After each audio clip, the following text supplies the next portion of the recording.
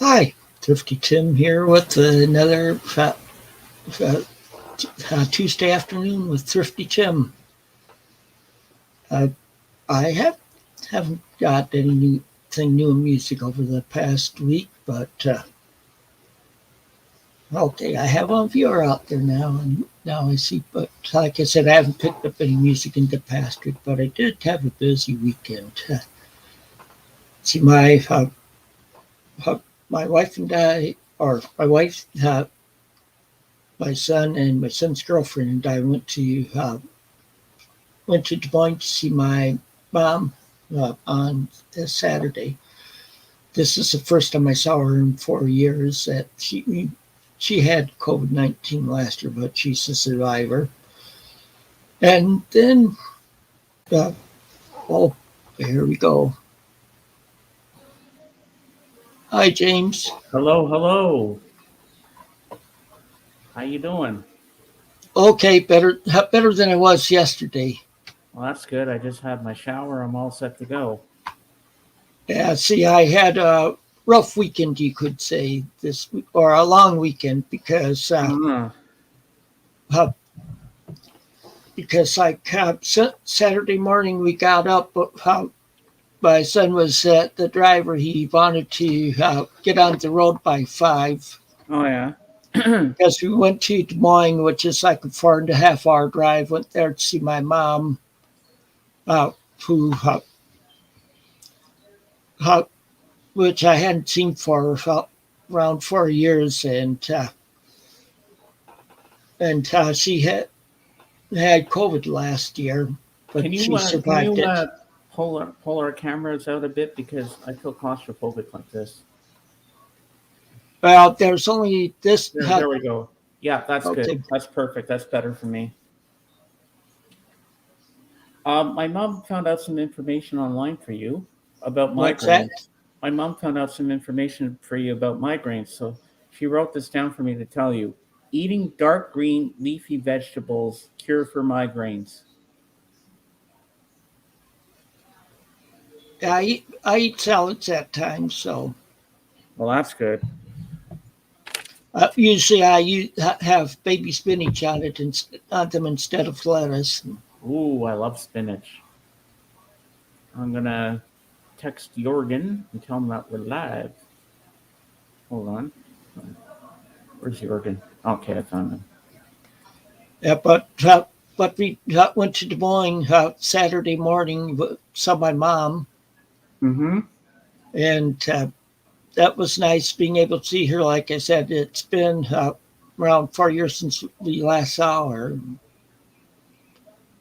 and then Ah. from there, or then Saturday evening, my son and his girlfriend wanted to go see my dad, which is over 100 miles north of Des Moines, around an hour and a half drive. So we drove up there, got a hotel room. Then Sunday morning we saw my dad. Oh wow. Then we drove around town, some showing my son's girlfriend some stuff from there, and then we went and saw my wife's best friend from the town because, Mm-hmm. and then after that we saw my best friend, and we got to see his twin brother who's in a home of five with four other guys that are developmentally disabled, and but I hadn't seen him for his my best friend's twin brother for a long time, and so it was nice seeing him. And then my best friend took us out to eat before we left, Ah. and we drove all the way back on Saturday night. So it's been Wow. it was a busy weekend. You must be pooped out. Oh, yesterday I don't wake up till 11:30. Oh yeah, so you got to sleep in a bit. Yeah.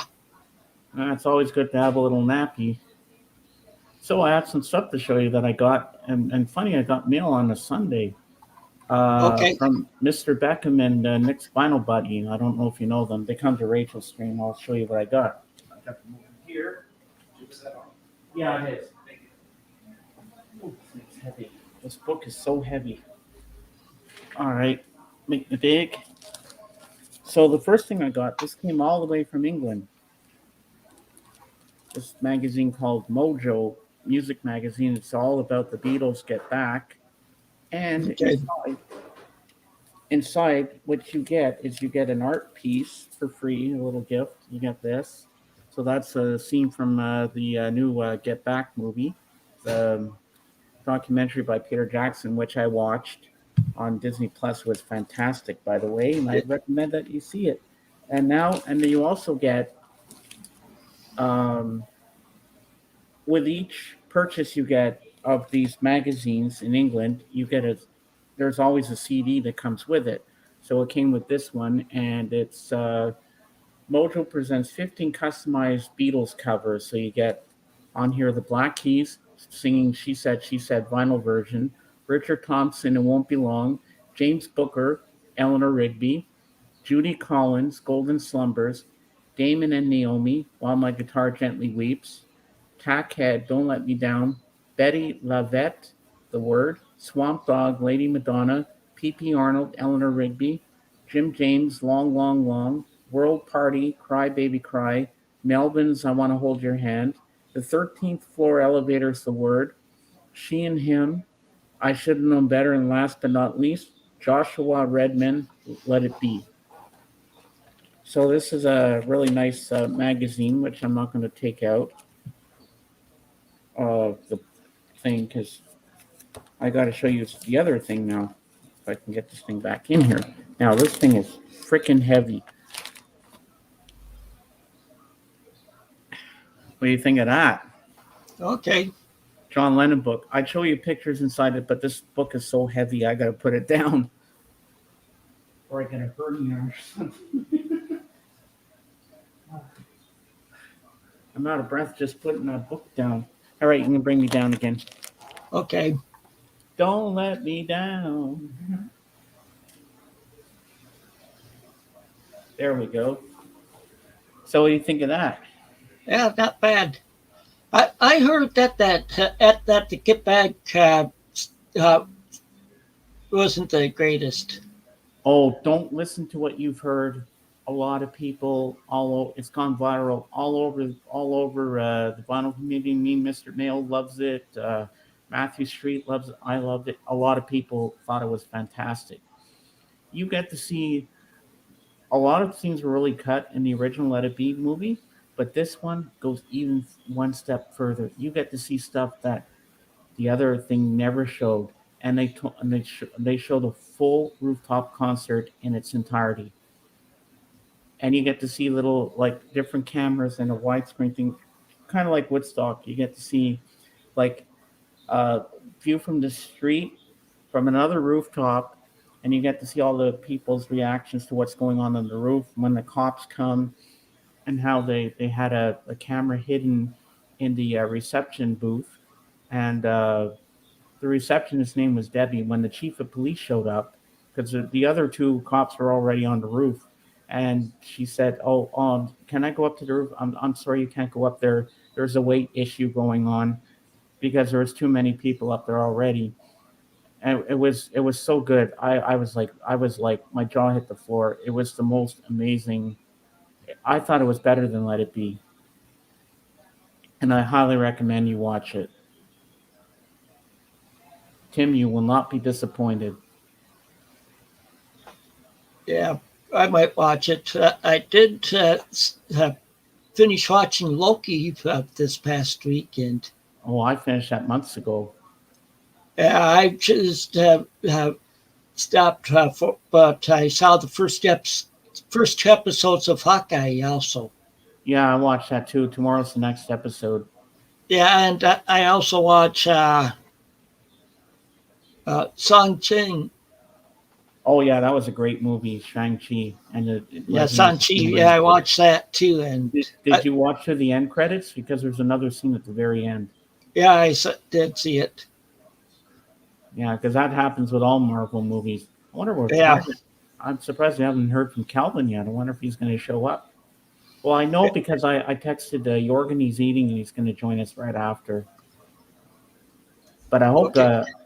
And he told me yesterday that today he'll be able to show some 45s that he has. Okay, it shows that we have 4 viewers right now. I'm not seeing it. Wait, hold on a second. Let me see something.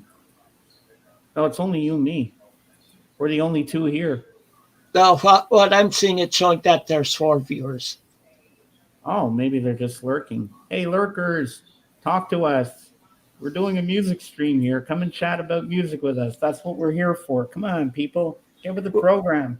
I know, like JJ and Steve Sneeve both like to listen to it while they're working. So, Oh, I'm sure JJ will show up at some point because he likes these kind of things. I love JJ. He's awesome. yeah, And Schnee will probably stop in, and hopefully Paul Psychoplatters will come in. yeah. See, you have the thing with Paul. I know he usually at work at this time, and See, and I prepared myself before I came on. I got my beer, and I'm all set to go. Cheers. Oh, that tastes good. Oh, that first sip always goes down nice and smooth. Yum, yum. So you got anything new to show us today? no, not really, except for my hat. It's one my mom had got me a few years ago, but I just got it Saturday when we were at her place. She was saying she didn't want to spend much on mailing it for something this late and stuff. And, Yeah.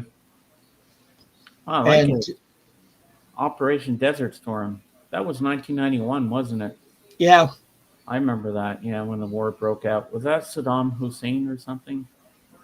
Yep. See, I was deployed from Germany to the area, so.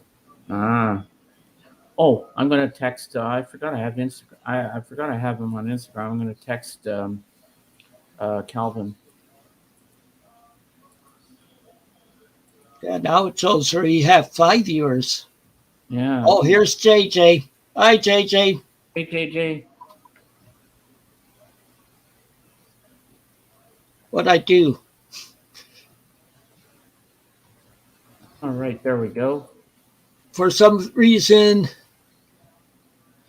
you just put you stopped your cam. Hit your stop cam again.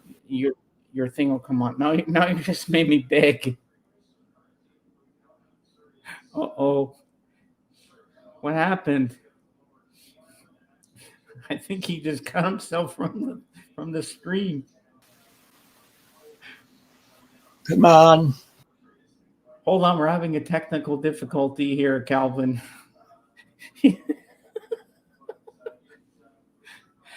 See where it says stop cam at the bottom? You have to click that button again, and then your picture will come back on. And you just muted yourself. Oh, wow. It's being, don't know why it's doing this to me. You muted yourself. You have to hit the stop cam. See, when I hit the stop cam, watch, I'm going to show you. Click it. See, now I'm on, now my camera's off, but then I click stop cam again, and then I come back on. Just hit the stop cam. Click on that. You made me big. Oh, you just got out of the shower. I just got out of the shower earlier. Yeah, I just texted you on Insta to tell him that Calvin, that we were live, and we're waiting for Jorgen. He's just eating his dinner, and then he'll be with us. Mm-hmm. Okay, bring me down. Tim, you muted yourself. Tim. Hello, Tim. What did you do? Okay, see where it says, see underneath where it says stop cam? Yeah, it's just that it's not recognizing my camera now. Well, stop cam, click on it. I have. Uh-oh. Well, you hit stop cam because, see, when I do it, see, I click on it, it brings me into this mode, avatar mode. Then I click it again, and it brings me back on the screen. For some reason, it's not recognizing my camera now. Uh-oh. JJ, do you have any suggestions how he can get his camera back on? Because what I was doing, showing him how to get it back on, is not working. He says it's not recognizing the camera. And I'm not that tech savvy. I know a little bit how to get things working, but when it comes to something like that, that's where I need your assistance. Let me try it again now. There you go. You got it. I had to unplug my webcam and plug it back in. Yeah, it feels like old Beatle fan. Yeah, it does. There you go. You got yourself back on camera. Yeah. Long time no see.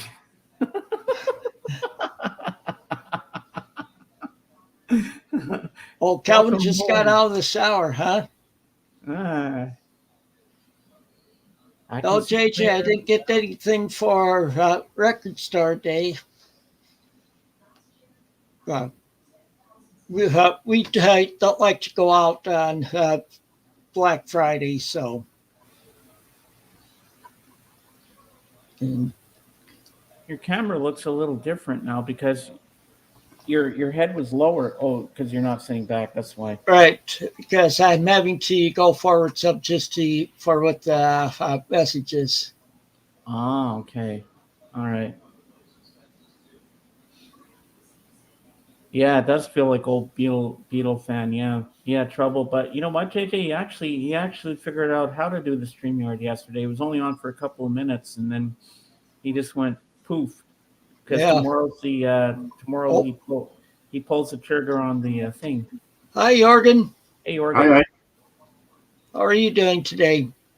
Good. How are you? Okay, better than yesterday. Okay. Woke up with the migraine yesterday, so. Aye. Ouch. That's not good. And he just had a little camera trouble earlier. You missed that. Couldn't get his camera back on. Well, I had to unplug it and plug it back in. Yeah, I can see you now. Yep. Yeah. So have you got anything new, Jorgen? A lot. You got a lot, huh? You want to take it now or when? You can show it now. Or when Calvin comes. Calvin just got out of the shower. Some of these may be shown in the next Vinyl CD update, but we're not so many here, so I don't think I spoil anything. No. See which order I should start. Have you seen this? Benny Goodman Trio. Benny Goodman, okay. Oh, wow. I like Benny Goodman. A double vinyl EP. Okay. Oh, you got Mazzy's book. That's pretty cool. Pardon? No, I'm talking to JJ. Okay. Turning up my volume. We have another one. Ooh. Also double. I've never seen small ones like that with gatefolds. Well, there actually are some double EPs in the Jazz Shiner. Yeah, we could, JJ. Showers. And we have some. The Whispers. It's a love thing. The singles I found at the Mega Flea Market this Saturday.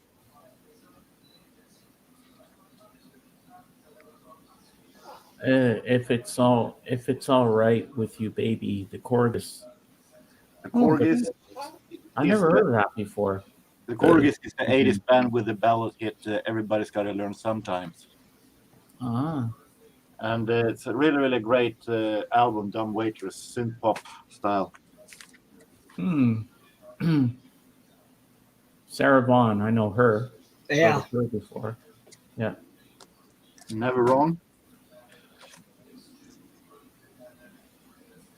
A Word in Spanish, Elton John. I remember when I was a kid, I recorded videotapes from MTV and Super Channel and Sky Channel and so on. And for some reason, I never heard this song. I never heard this song back then. But for some reason, I recorded it. I thought it was really nice, and I haven't heard it or seen it since. So great to have it on single. Nice. Oh, the Martika we talked about. Yeah, More Than You Know. Yeah, I like her Toy Soldier song, and I like the I Feel the Earth Move cover. This was the first single from that album. Rick Springfield, some follow-up to Rock of Life. Wow. Okay. I have 2 or 3 Rick Springfield albums in my collection, so I haven't heard that name in a long, long time. I have some also. I have this Rock of Life album. Well, my wife had seen him in concert. Yeah. We have 2 with Jermaine Stewart. Okay. Both from the same album. Trendy Amor and Is It Really Love? And how he got this figure, I will never know. or how many coat hangers it took to get these shoulders. Yeah. Ritchie Family. The Ritchie Family. Never heard of them. Pardon? I never heard of the Ritchie Family. They're more pop. No, disco. Oh, yeah, that pop, disco pop. They were part of the disco era. They are produced by the same guys who produced Village People. That Okay. reputation, that sounds familiar. But this sounds a lot better, actually, than Village Wow. People. We have a Wham, which also is a double EP. Ooh. And this contains, this is the final EP they released before they break up. So this contains their 2 last singles, Edge of Heaven and Where Did Your Heart Go, on one single. Rick has a great show on the 80s channel. Oh. Cliff Richard, We Don't Talk Anymore. I have the album with that song on it. Colin Bonstone, very forgotten today. He had 1 hit with this one, Touch, 1983. Cool.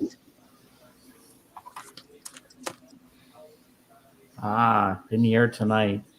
But this is the 88 remix. Oh. So it's original I already have. So this is it's not bad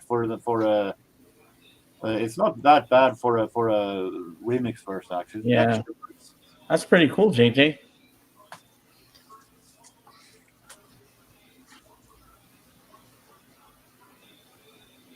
Frankie Goes to Hollywood.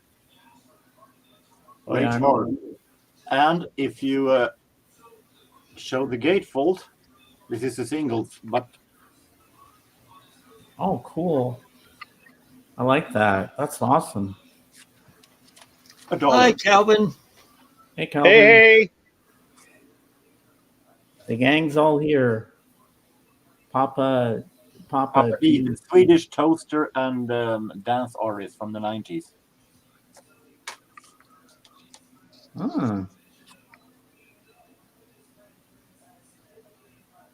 Dave Edmunds, Almost Saturday Night. Okay. Oh.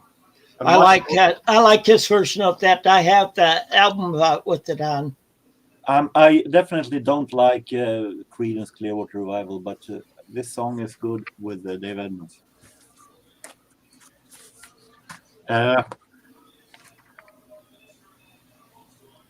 Bert is Bert Karlsson, a Swedish entrepreneur, record producer, record label owner, also a hobby politician.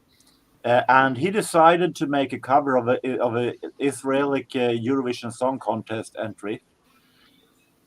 And the cult thing about this is that he can sing one bit. So it's pretty cult classic to have. I collect those. That's also horrible that you laugh at it. Elvis, Moody Blue. I don't buy Elvis all that much, but I did it this time because I like this song. I like. Oh yeah, that's a great song. Bee Gees. Oh, that's my favorite song. I love that. Jive talking. I should, JJ. I should. Yeah. I have that song on the album. Ooh. Daryl Hall and John Oates. Yeah. Love Okay, those Rich guys. Girl. That's one of my favorite ones of theirs. That and Kissing My List. I just might have to check it out there, JJ. I have In some the Jungle full-length Room. if you want.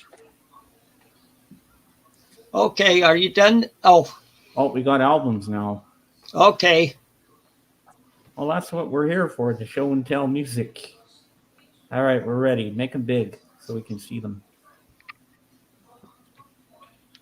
This is one of my absolute favorite singers. Monica Zetterlund. She sings jazz. She had a try. Damn. She tried to do a career in USA. She sang with Tommy Flanagan and other guys. She was friend with some of Stan Getz and so on. This is a collaboration with Swedish band leader Monica Dominic. $15. That's pretty good, JJ. Oh yeah, I have that one. Everybody knows that I'm sometimes on Doc Docker stream at Sundays. Yeah, he's a big Partridge Family fan. Yeah, and they have a thing when they're there that they will show together anonymous, like we showed Julian Lennon all the Partridge Family albums they have, and I don't have any. So I'm sitting there showing something else. So I thought that now I'm going to do my thing and at least have one. Well, now you can show it. I have 4 or 5 Partridge Family albums. So actually, I had the David Cassidy album. I thought it sucked, but I have I have a couple of David Cassidy's albums too. But I actually heard some songs from Partridge Family. It isn't all that bad, so I think it will be good musically also. Jorgen, doesn't he have a brother, Sean? Yeah. Yeah. Sean had released some albums too. I have like 3 of Sean's albums. Yeah, I remember when you took that screenshot, JJ. Ooh. Oh, Phase 4. I like the Phase 4 records. Edmundo Ross. I collect Edmundo Ross albums because I think it's a magnificent arranged and produced, and especially if they have strings also. So this one will be a relaxing highlight. Yeah, easy listening kind of thing. Yeah. I mentioned the Corgis before. Yep, Sticky George. An album with them. Ashford and Simpson, Stay Free. Okay, they're good. Yeah, I had the album Solid before. I thought it was not all that good. But this is from 1979, and I have one single from this album that is a whole lot better. Oh, yeah. And finally, Al Stewart. Oh, yeah, I like Al Stewart. Time Passage from 78. Time Passages. Ooh, nice. Now I'm done. Okay. Yes, you can see my next vinyl CD update. I filmed that today, so it will be up. Okay. Thanks, JJ. Hey, Calvin. Hey. So, Calvin, did you listen to those YouTube videos I sent you from Eddie? No, not yet. Song, but you got them, right? Yes, Yes, I did get them, but I hadn't listened yet. This past week was a big week for college basketball. Because it was Thanksgiving week. A lot of teams played in tournaments. So the games started at 12 o'clock at noon on TV and went all day long. Well, instead of the normal day where they don't play till 6 or 7 o'clock at night, they were playing in the afternoons because they had, the kids had off because of the Thanksgiving break. Well, I was glued to my TV since Thursday, Friday, and Saturday. I watched the Peter Jackson Get Back documentary. It was fantastic. JJ and I cannot get enough of it. Hey, JJ, it was really brilliant. Better than Let It Be, actually. He did it. Peter Jackson did a really good job on that documentary, I must say. Yeah, Well, I don't get Disney Plus. I just get ESPN Plus. Well, I didn't get the bundle. Captain Spaulding gave me a link for a site, and they have all the new run movies on there. But he says there's no viruses on it, and you can watch the Beatles thing there. I'll send you the link for it after if you want. Okay. Well, Calvin, I saw a movie yesterday with one of your favorite actors, Gene Kelly's, the one with Gene Kelly in. Oh, It's from 1944. It's called Christmas Holiday. It was based on a book by W. Somerset Maugham. It's Don't think sort of I've like seen that. sort of like a film noir movie. Oh, okay. I don't think I've seen that one. Yeah, it's on the Internet Archive Okay. or archive.org. I've never heard of that one before. But I hadn't either. I just did a search for Christmas, and that was one of them that they had on there. And Well, JJ, I have to watch the documentary again too because I was just blown away. I was so emotional. I felt like I was there with the Beatles. I felt like a fly on the wall. If you are interested, I did a video with Doc, ABYL, Maine, and Rich Strickler discussing top 500 and overrated actors. Cool.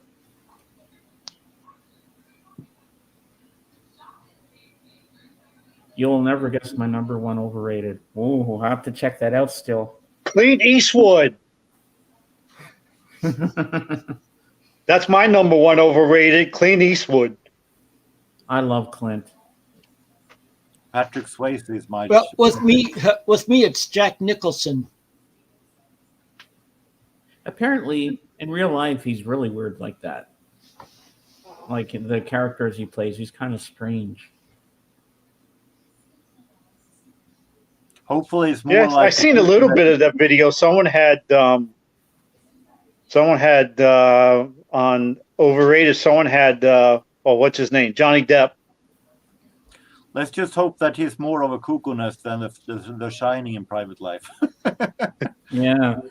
Well, one guy, I swear to God, he's practically in every freaking movie there is. Jason Statham. He's in everything, that guy. But he's a good actor and he can do some martial arts a little bit too. Well, I never understood the greatness of Patrick Swayze, actually. I thought that Dirty Dancing literally sucked. I thought that Ghosts were boring as hell. Oh, I love Ghost. No interest in his acting. Boring characters.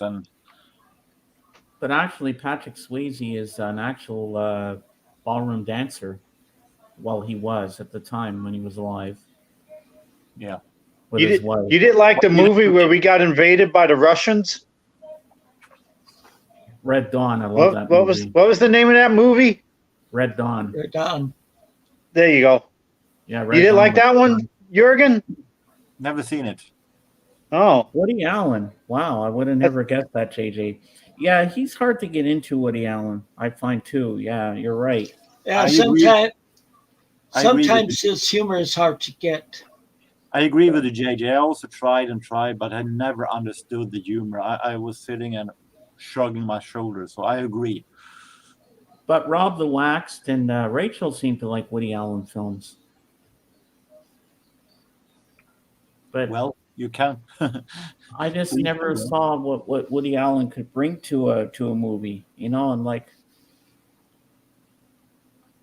he's always like every movie's like he's falling in love with Diane Keaton, and he just feels like he's depressed or something. And there's always problems with him.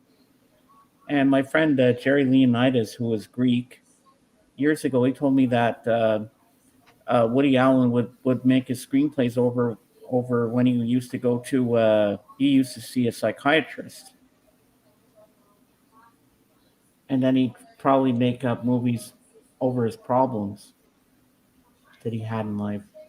I never knew that. It was pretty funny, actually. I was at with the friends in a place up north in Sweden at many years ago, and at the television they were showing a Midsummer Night's Sex comedy by Woody Allen, and I was a bit older than they were, so they was going to watch the movie because they really thought that movie contained sexual content because of the title. Wow. And I said, hey, it is Woody Allen. Don't get your highs too your I'm hopes doing a too live high. stream now, Emily. And they were very disappointed afterwards that I haven't What's seen that? it. Okay. I can imagine. What was I going to say? Oh yeah, I went to see a Woody Allen film in the theater back in 1996 called "Everyone Says I Love You." It was a musical. Julia Roberts was in it, Natalie Portman, and some other people. You know what? It wasn't a bad film, but I just didn't see what Woody Allen could bring to the screen. Well, with me, some of the best Woody Allen movies are the ones that don't have Woody Allen in them. Oh yeah, Letterbox is like widescreen.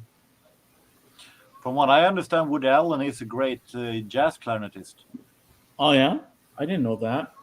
He plays at I think it was he played I think every Monday it was a certain place. It was Village Vanguard or something like that. Every Monday he played live at the same place. Oh wow, that's pretty cool. Yeah, I never knew that. Well, you learn something new every day. Learning all the time. Sorry, I'm just checking my email. Oh. So, have you seen any good movies lately, Calvin? Nothing. No new movies. I don't watch new movies. With me, it's mainly the Marvel ones for new stuff, but I mean, like for older stuff. Well, I know one that JJ saw. It was a director's cut of Rocky 4 called Rocky versus Drago. Ivan Drago. So I got to finish watching that. But when I was watching in the afternoon, there was a problem with the thing went down. It was buffering. When I got to the part where James Brown is singing "Living in America," I still have to finish watching it. What's he saying? Patrick Swayze's mom was a dancer and trained both sons to dance. He assisted John Travolta with his warm-ups on Urban Cowboy. Also, my neighbor Charlotte Zucker was the banker and Ghost. Oh, cool! The new Kevin Smith documentary is really good. Yeah, I want to watch that. Yeah, I gotta finish watching that Rocky cut at some point. Rocky as in Rocky Balboa. Yep. With Sly. As I'm no fan at all of boxing, I think that Rocky is pretty boring, the one I've seen. Rocky movies are fantastic. My dad and I, every time there was a Rocky movie on TV, we'd sit down when I was a kid and we'd watch them. And he'd say, James, Rocky's on, let's watch it. So we'd sit there and he'd pop some popcorn for us and we'd have a drink. He'd have his beer, I'd have a glass of Coke or something. And we'd sit there and we'd watch the Rocky movie together and we just loved it. I think the first one's the only one I've seen all the way through. Well, with me, I like his his shoot, his Rambo movies better. Oh yeah, I still have to complete my Rambo set. I only have 2 and 3. I need 4 and 5, and I think there's a 6th one. I'm not sure. But I And know the my first son one. has most of his movies on DVD. Hold on, I'll be right back. I'm just gonna go get my Rocky box set. I'm gonna show it to you. Okay. What about the one he did with Dolly Parton? Did you like that movie, Tim? So I did one with Dolly. Yeah, he tries to sing. What is it? Was it Rhinestone? Oh, It okay. was I a haven't terrible. seen that movie. It was a terrible movie, but yeah, it was him and Dolly Parton. I'm going to sound extremely boring now, but I have seen the first Rambo movie and I fell asleep after half of the movie. So that's how great I thought it was. That JJ, I read the book for First Blood, and that's an excellent book too. I like that better than the movie.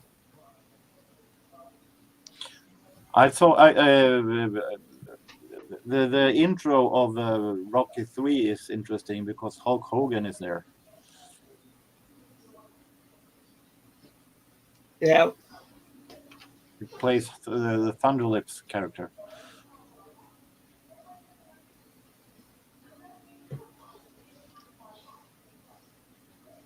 Yeah, but see, I was just yesterday. I had a migraine, so I was just lying down in my room, just streaming some stuff.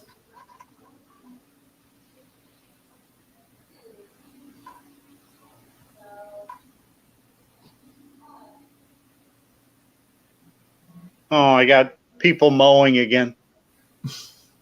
I don't know if you're hearing it. I think I'm hearing it a little bit.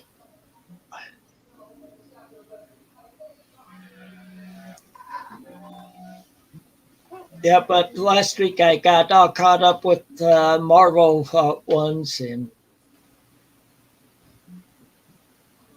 Well, JJ, I have read that Hulk Hogan was contracted with the WWE, the WWF when they actually was shooting when he was going to shoot Rambo 3, but he didn't get allowed from the WWE to film that movie.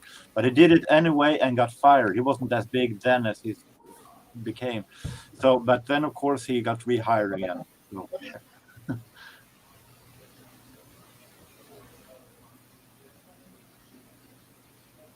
I think the mowers are right on top of you. I'm gonna leave and come back in a minute because I can't even hear you guys. Uh-oh. I'll be back. All okay. right. Well, JJ, I used to do that. Leave my leaves so they'll blow to somebody else's lawn. Saved a lot of time. Pull us back.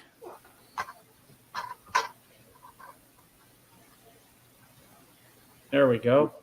All right, make me big. I got some movies to show you. Okay. Wait.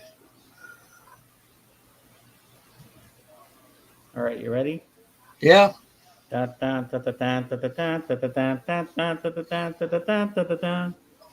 Adrian. Here's the Rocky, the complete, the heavyweight collection, and here he is. Yo, Adrian, I did it. Yeah, my son has this in a collection, and then here inside you get Rocky and Rocky 2, Rocky 3, Rocky 4, Rocky 5, and Rocky Balboa. And then there's more. We got some more stuff here. I'm going to put that. Okay. Then we have Creed, where he teaches Apollo Creed's son. Yeah. Then we have Creed 2, where he fights Ivan Drago's son. Then we have Rambo Part 2, Rambo 3, and here he is with Schwarzenegger in Escape Plan. Okay. Well, James, did you know that the author of the Rambo movies is originally from Canada? Oh, really? I didn't know that. Okay, you can bring me down. Yeah. See, he moved to the States, so and that's when he started writing them. Ah, cool. Yeah, the Creed movies are awesome. I hope they make a. Do you think they'll make a Creed number part 3, JJ? I hope so. Yep, David Morrell. I have a few of his books. None of his books have bored me. I've liked all of them. Uh, so those are some good movies I showed Jorgen. You should watch them. They're awesome. I doubt that you think they are awesome, but as I said, not my style. When it comes Oh, to- you love Rambo. I, Rambo's good. I said it when you were gone that I seen Rambo 1 and I fell asleep after the half movie. So that's how. Oh yeah, Expendables. Yeah. Oh yeah. Oh, Stallone's not in it. Wow. I've only seen is in it. I saw that he was in the Expendables 1 that I saw. Oh, I can't believe that he's not in Creed number 3. Wow. I wonder who's going to be his new trainer in that one. Well, a movie of the Stallone's I saw that you don't hear about as much is called Over the Top. No, Jerry did at the time.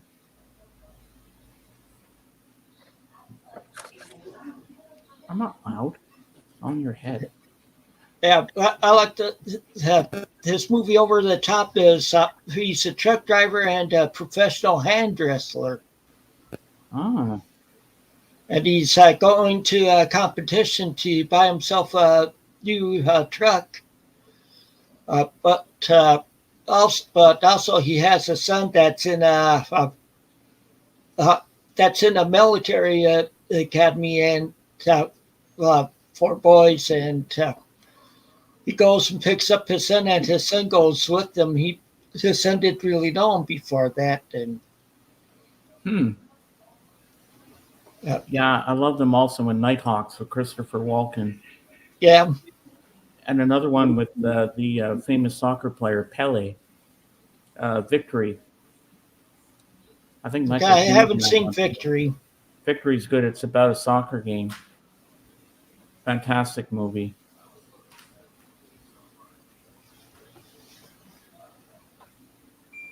Do you remember that movie, JJ? Victory with Stallone. That's a good movie. Yeah, Over the Top is good. The wrestling, yeah, where he has his son. Problem I have with those movies with those actors like Arnold, like Van Damme, like Stallone, is that I think many of them have more action than actual great storyline, and that's annoying me. Oh yeah, Tango and Cash. Yeah. See, I like the story for First Blood, which is first Rambo movie. Yeah, I'm surprised you JJ, on your Plex thing, do you have Over the Top?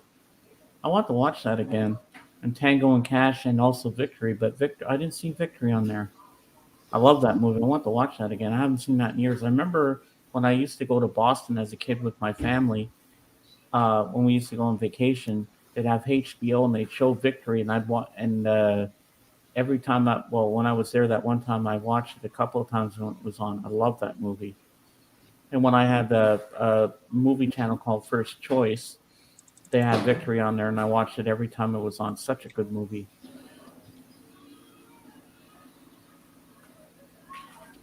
You know what, Dave? I'm surprised Stallone in Creed 1 didn't win an Oscar for that performance because it was fantastic.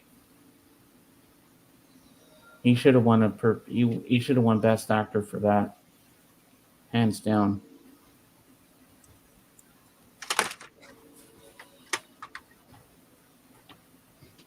Over the Top. Oh, okay, you have Over the Top on there. Well, I should upload Victory because I love that movie. I haven't seen that in years. when I was trying to figure out what movie Blu-rays I wanted for Christmas for my mom to get me, I tried to find Victory, but it was way overpriced, so I couldn't get it. Sorry, Calvin, I didn't know you had there at first. That's okay. Yeah, it was getting really loud, so I had to wait till they got done. So but I did catch the over the top part. One of my favorite guys was in that movie, Robert Loggia. Robert Loggia or something. That's why I went to see the movie, because of him, not because of Stallone. Oh, and you missed all my my Rocky movies. Oh. Do you want me to show them again for you? Well, whatever you want to do. All right, I'll show them again for you. I don't want you to miss out. I have them all right here. Hold on, let me put them all in order the way I had them before. Okay, here we go. All right, you make me dig again, Tim. Okay, I well, don't want Calvin to miss out on this. hi, Krishna, and welcome. Welcome, Krishna. Nice to see you again. Okay, All right, here we go. just a minute, James. Okay. Here, can you take that thing off? There, see it better. Here's the Rocky movies. This is all 6 of them, the original Rockies. My son has that box set. Oh, not Rocky, but of the Rambo ones. And here's Creed, where he trains Apollo Creed's son. Creed 2, where he fights Ivan Drago's son. First Blood Part 2. Rambo 3. I'm missing a couple of Rambos. An Escape Plan with Stallone and Schwarzenegger. So there you go. Now you've seen them all. You can bring me down.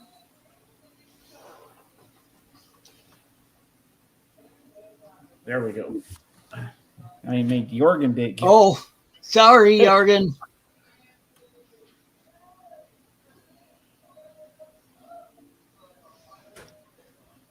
Yeah, JJ, I like the movie Big. That was a good one with Tom Hanks in and everything.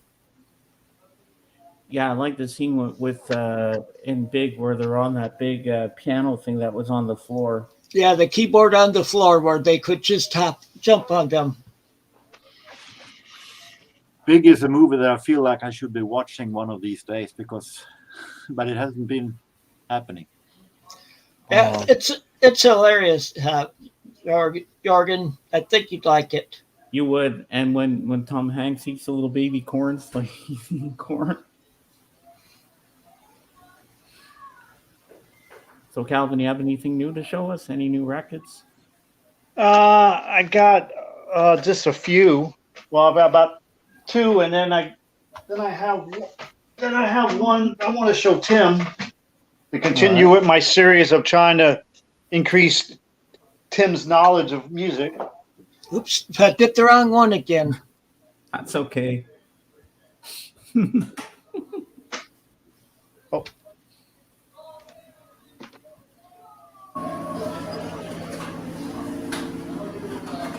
Yeah, I should have some more stuff in a week or so. Krishna, it's gonna be a surprise. I'm not gonna say what's in my list.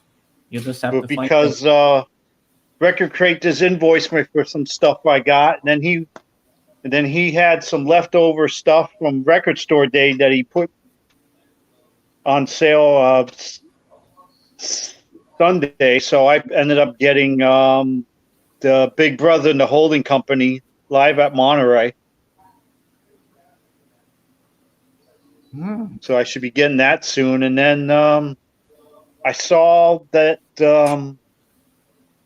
they had a bunch of people had the Jimi Hendrix Experience record on eBay, Paris 67. So I put a bid on for that. So far, no one else has bid on it. So maybe I end up getting that for $20 $20 plus $5 shipping, I think. Wow. But man, I was so surprised. Record store day was Friday, and then Saturday I just took a whim and says, "Oh, I was," because I didn't even really know what was on record store day because I knew I wasn't going to pay any attention to. I was going to watch basketball. Hmm. Then I looked back at the list and said, I'm going to take a chance and see if these things hit eBay already. And it was like 12 listings for the Big Brother record. There was like 12 different eBay listings Wow. the day after record store day. That's a thing. These people go and buy them at the record store on record store day, and then they post them on eBay for a higher price. And Yeah. It might be. You never know. Because from Record Crate, I'm getting the I'm not going to say Janis Joplin, because I always get mad when people do that. Big Brother, I think I got it for $24. And I think the lowest price on eBay was like $36 plus shipping. Wow. So anyway, last week I showed an Now Hurt that was messed up, that had the cover and the record being different. At least this time, it came out right. Well, you got the right one this time. Yes. The Happy Trumpet. Yeah, this is a lot different than what I'm used to. I'm used to him doing Dixieland jazz. This is more fun music. As it's called, the Happy Trumpet. But it's not jazzy at all. He actually sings on it too. He does a song called Candyman Jones where he sings. He kind of sounds like Burl Ives. Really? I didn't know this guy actually sang. I always remember him from the Benny Hill theme, the Yakety sax.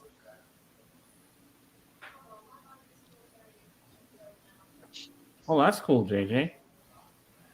And then another one I got.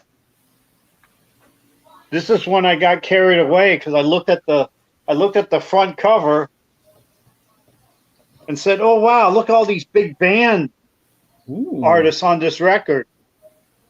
And I kind of ignored the top. Volume 3. Well, not that top. The part that says Enoch Light and Volume 2. Light Brigade. Okay. It's a different big band doing all these hit songs. I thought it was the original artist when I picked it up. But it still sounds really good because a lot of the musicians were former players in big bands. There's guys from Benny Goodman's orchestra. There's guys from Woody Herman's orchestra. So it's not Bush League music. It sounds really good, actually. I made that mistake also once or twice. And it sounds really minty too. So I think what someone did is someone got it as a gift or something, and they never played it, but they needed the inner sleeves, so they took the inner sleeves out and then gave the record to Goodwill. Wow. That's most likely it. Because it doesn't seem like the record was ever played, but there's no inner. Well, it's a two record set and there's no inner sleeves. That sounds like a record right up Jorgen's alley. First of all, there were a lot of big hits, and there are hits that I have numerous times of. But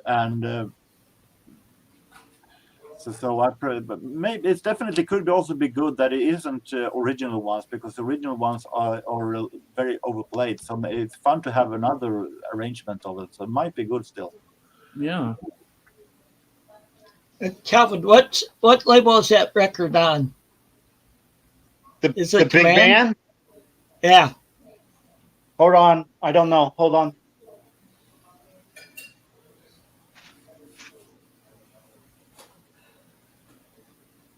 Project 3 Records. Okay, if I remember right, that's Enoch Light's record company. Yeah, I was reading about him because I had no idea who he was. That's a record label I'm not familiar with. Neither am I. It's mainly like jazz on Dulcie, not like had started that label, and you'll see him on a lot of stuff on that label, along with some other jazz. Ah.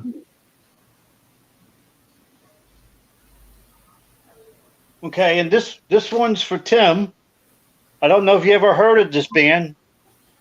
Me being a math major, you know I would like a band that was called Fraction. Oh, I haven't seen that one. Well, I like And that yes, album cover. I've gone beyond calculus and math in college. Well, they were a band out of San Francisco, and they only put out this one record. And this is a reissue. Oh, let me show the guys in the band on the back. Wow. That's pretty cool. This is a reissue, but the original pressing only had 200 copies. So, well, let me pick it out of the sleeve here. Nice pink splatter. Yeah. Oh, I like that. Cool. Angelus Records. Never heard of that label.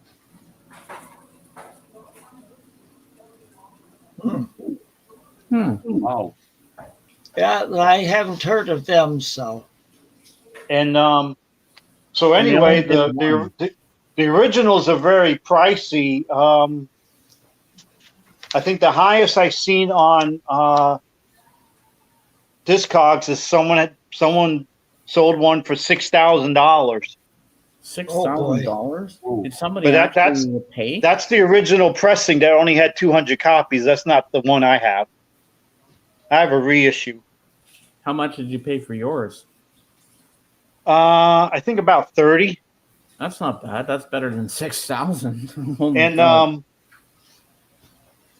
And kind of just like last week's record I showed, this is very similar to Jim Morrison too. The guy's voice. And if you're in the reverb on the guitar, you'll love this record. And there's something neat about this record too, because you see the cover. Yeah. But here's something interesting, and this is the same thing as the original. Whoop. Oh, cool! It pops out. Yeah. So this is the cover, That is so cool. and then you got I the love lyric that. sheet on the back. Oh, nice. So that's what's cool about this cover is that you get bored looking at it. You could flip it, and now you got a different album cover. Nice. Smart. So they only did this one album, Calvin. Yeah, Is they that only really- only put out one record, And then and they that was decided- it. 200 copies. Oh my And then god! decided to go out with a bang. They were out of Los Angeles. I think it's 1970 was when it came out. My issue doesn't have a date on it.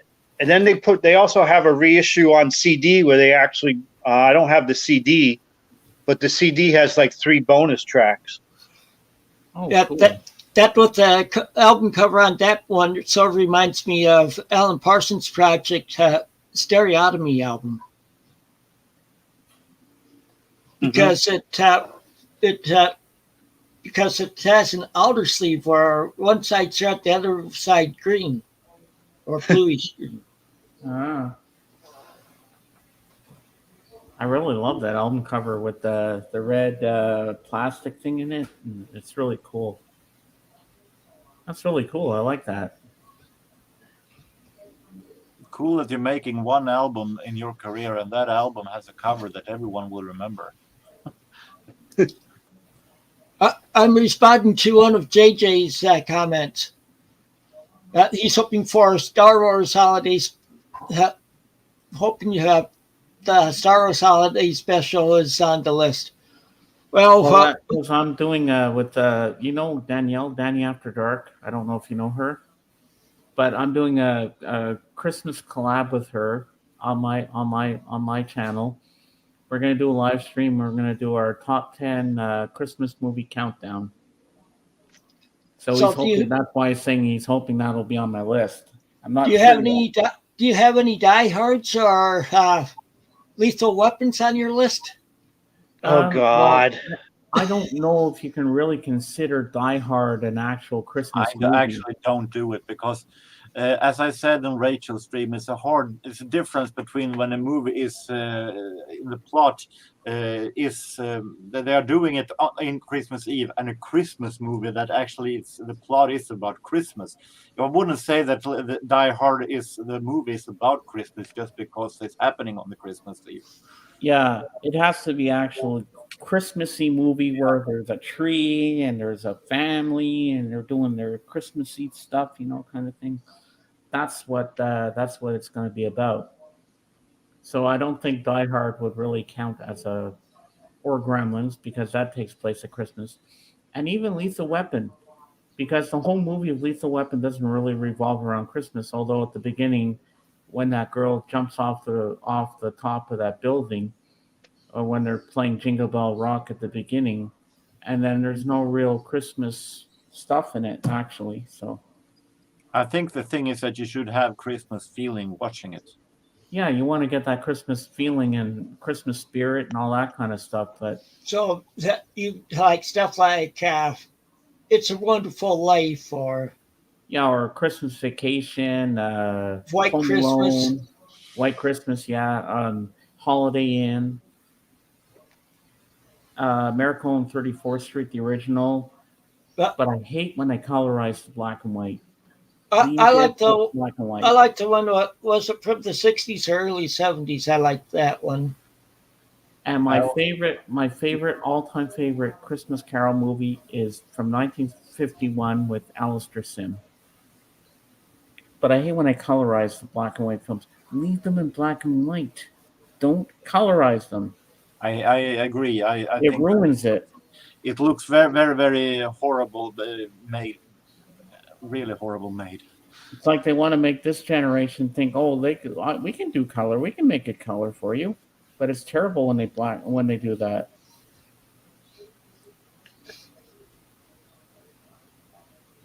Oh, it is. I didn't know that. Scarface. Well, for New Year's Eve, my uncle Dennis, he likes to bring in the New Year with all the Godfather movies. And me, I like to bring it in with James Bond movies. That's my thing. That's my New Year's tradition. I can mention my favorite Christmas movie. I'm not that huge fan of Christmas movies because they are actually a little bit stale when it comes to plot. They all have pretty much the same storyline. But I do like the Mickey's Christmas Carol from 1983. Oh, yeah, that's a classic with Scrooge McDuck. Scrooge McDuck's first appearance in a Disney movie. And I like the Muppet Christmas Carol. That's cute. Michael Caine. My mom and I were watching Christmas Vacation back on Saturday on a channel she has on TV.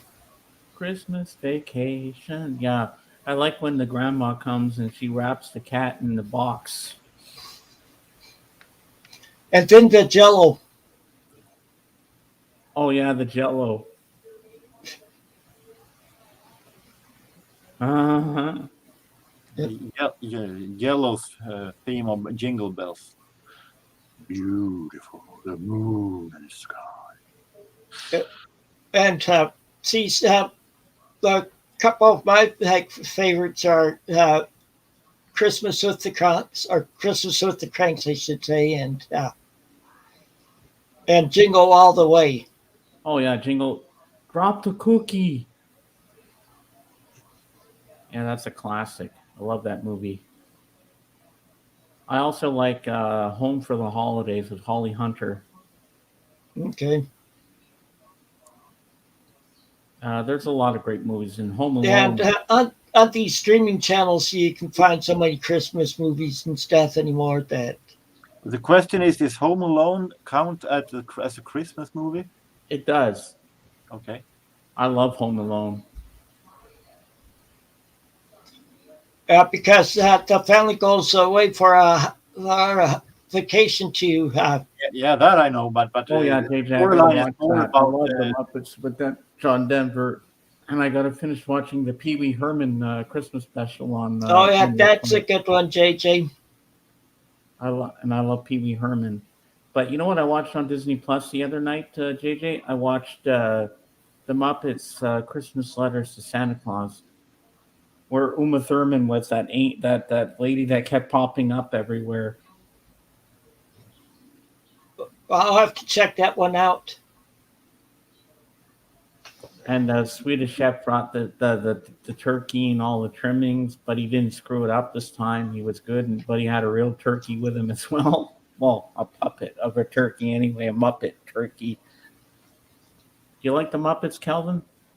Yeah, I have. I think I have the first season on the DVD, The Muppet Show.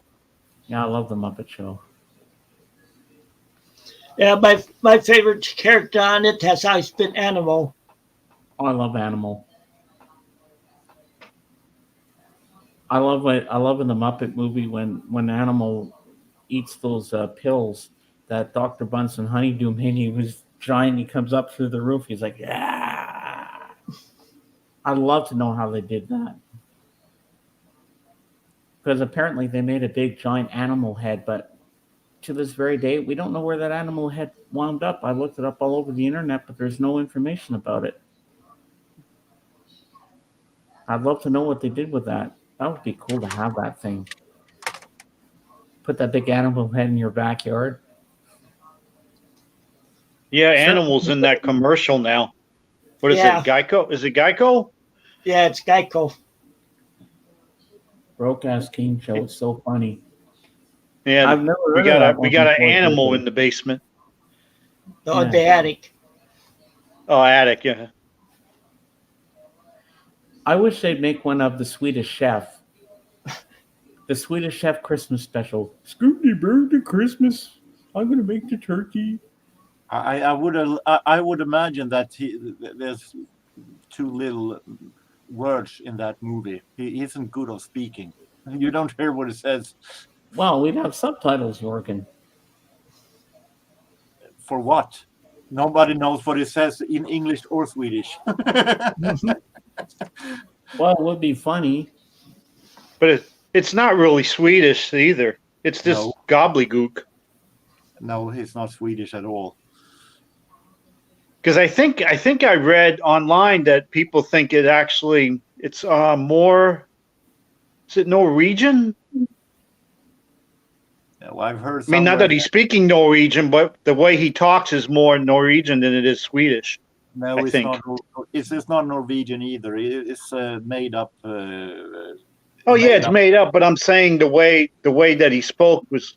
They said it sounded more Norwegian than it would Swedish. They just tried giving it a Scandinavian sound. But yeah, one of my favorite skits from the Muppet Show is when he did Chicken in a Basket. I've never been a huge Muppet fan, but I have two characters that actually I do like, and that is the old man on the shelf. the old guys are sitting and reviewing everything. Oh yeah. And then there's also the Muppets retelling of the Christmas Carol. What is it, Mickey's Christmas Carol or something like that they call it? Mickey's Christmas Carol we mentioned is cartoon than it is Disney. Yep. Well, for the first time, I'm going to share the screen and we're going to watch a Swedish Chef video. This is one of my favorites. This one's so funny. I don't really know how to do a screen on here, so. Well, I'm doing. Oh, I can do it because. Okay, hold on. Let me Okay. get it going. All right. Okay, hold on. Let me get the sound going.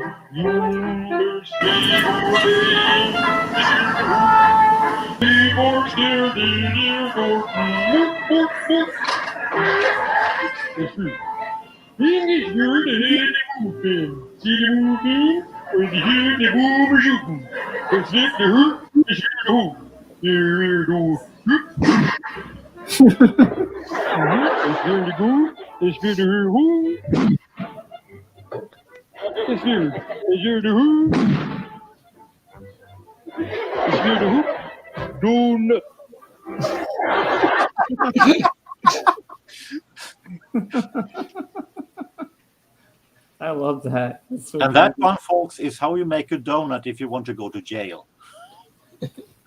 Yep. I still prefer chicken in a basket. Definitely. Where he has the live chicken, and he goes, "This is how you make chicken in the basket. First, you get a chicken, then you put the chicken in the basket. Here, cheeky, cheeky, cheeky." You want me to show that one? I can show that. I'll find it. Hold on. Oh, can you find it? Yep, I'll put that. I'll show that one too. Hold on. Let me get it. Okay. All right. Swedish chef. Ah, here it is. Okay, found it.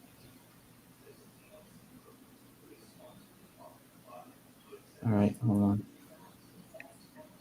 Okay, give me a second here.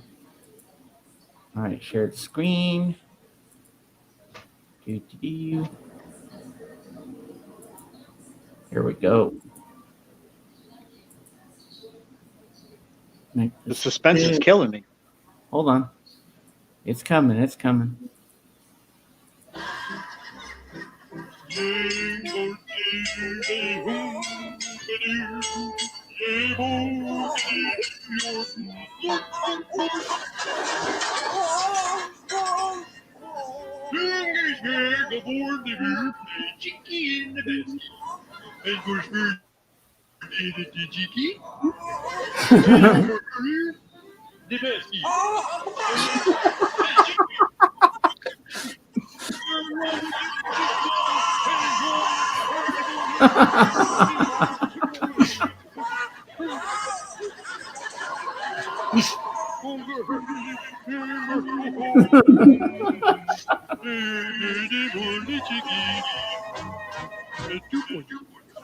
Two points. Well, don't show it to the animal rights organizations. Oh, that was so funny.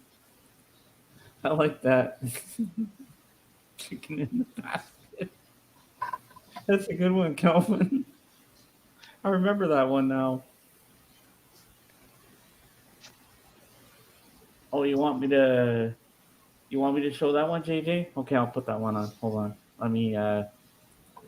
Let me copy and paste it. Okay, hold on.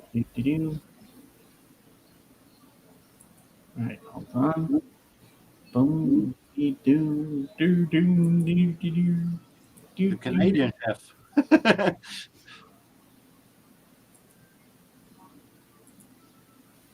Okay. Here we go. So this is something JJ wants me to play, so I will play it. Here we go. Thank you. Season great.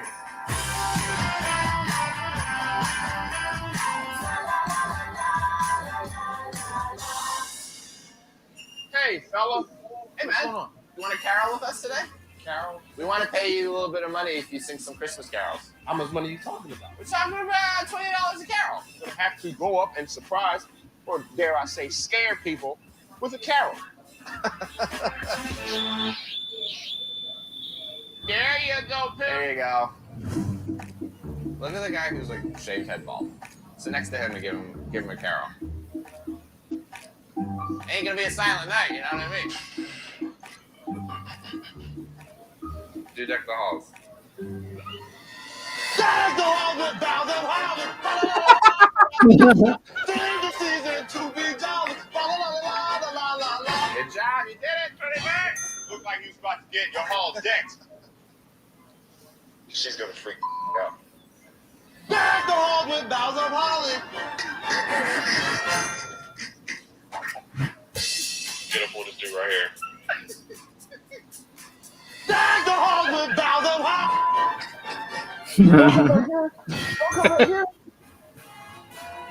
That's right. You got a lot of money, dude. Congratulations. Thank you very much. I appreciate you, sir. Are not a Grinch. I'll have to check that out, JJ. There you go. Hey, man. All right. It's amazing what people will do for money.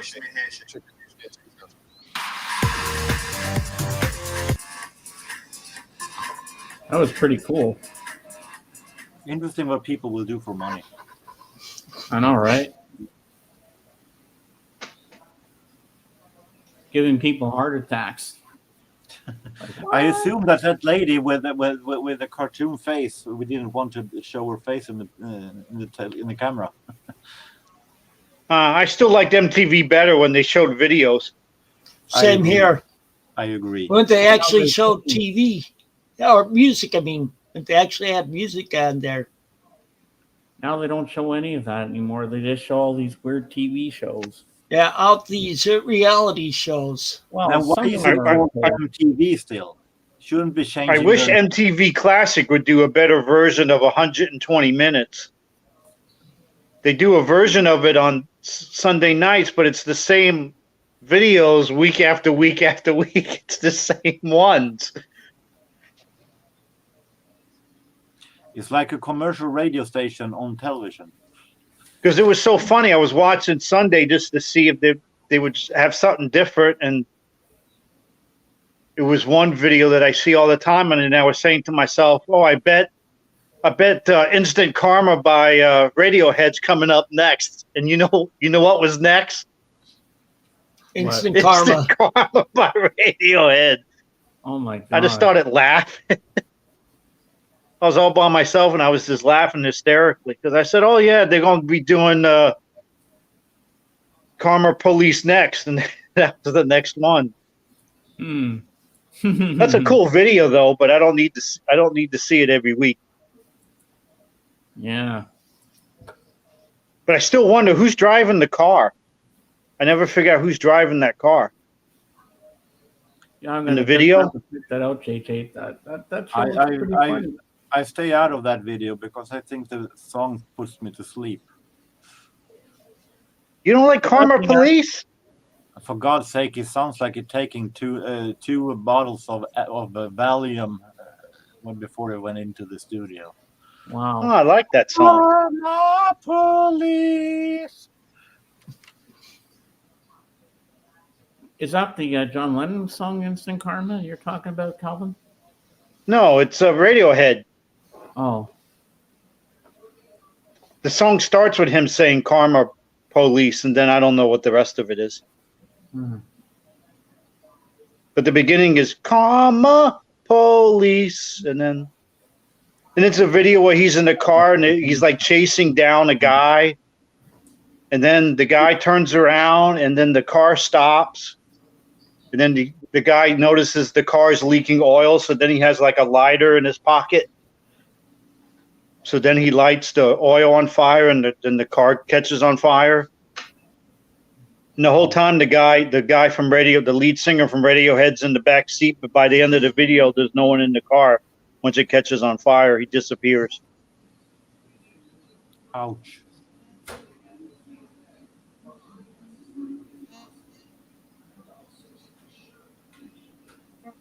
Oh,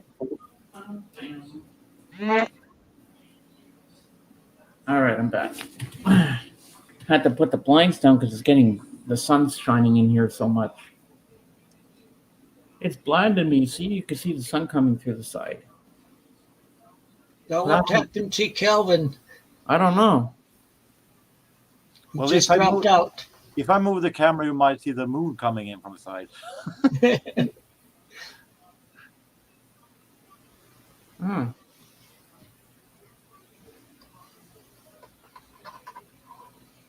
Chestnuts roasting on an open fire. Jack Frost nipping at your nose. So, Jorgen, what are some of your favorite Christmas movies? As I said, I don't watch that much Christmas movies. I'll be right back. I think many of them are having the more or less same plot line. So I think one of the few that I do like is Mickey's Christmas Carol, Okay. because I'm a Disney fan. Yeah, So I can understand that. but otherwise, I normally get bored with Christmas movies. Normally, it's Okay. all about you should be very nice to each other. Some plot Santa won't come, and some doesn't entertain me that much. Yeah, I can understand that.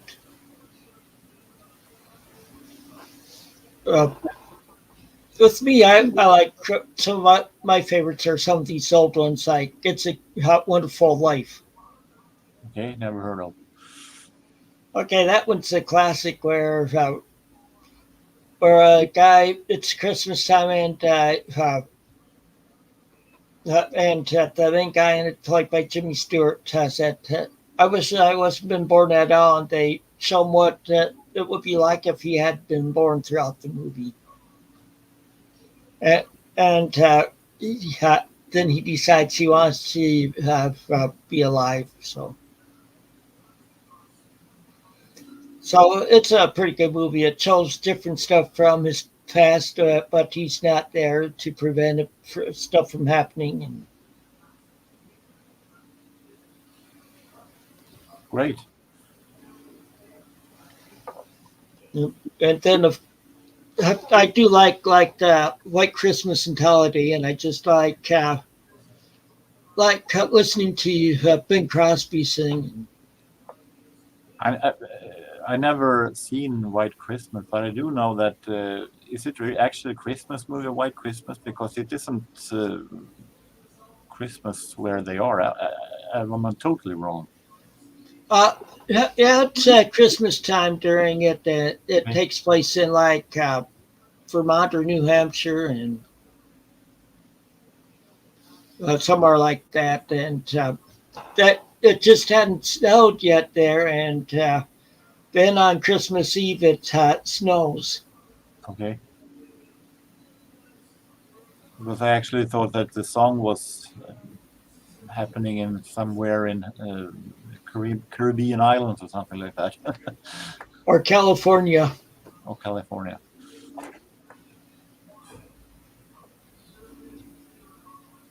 Oh, just a minute. I just noticed. I think Calvin's back now. Hey, Calvin. And I got Yeah, I let my phone overheat. Oh, shouldn't do that. Because I usually put it on because this is the first time it did that. Because I put it on my tablet, so I don't have to hold the phone, and I left my tablet on because that's what I was working on before.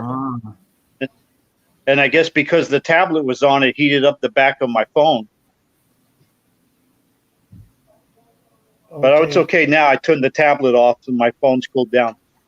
Well, that's good.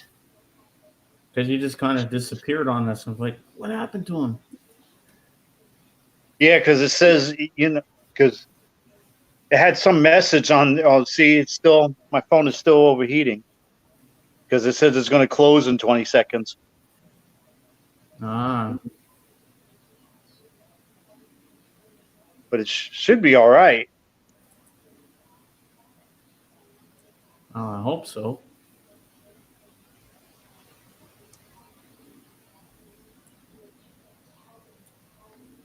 Mm-hmm. So, oh.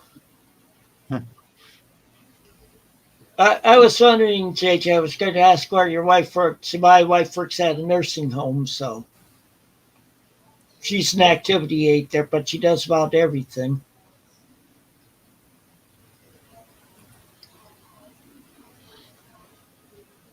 Well, I hope she's not the nurse in the cuckoo nest.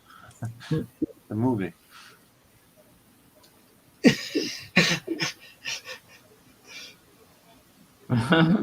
Calvin just recently got a new tablet.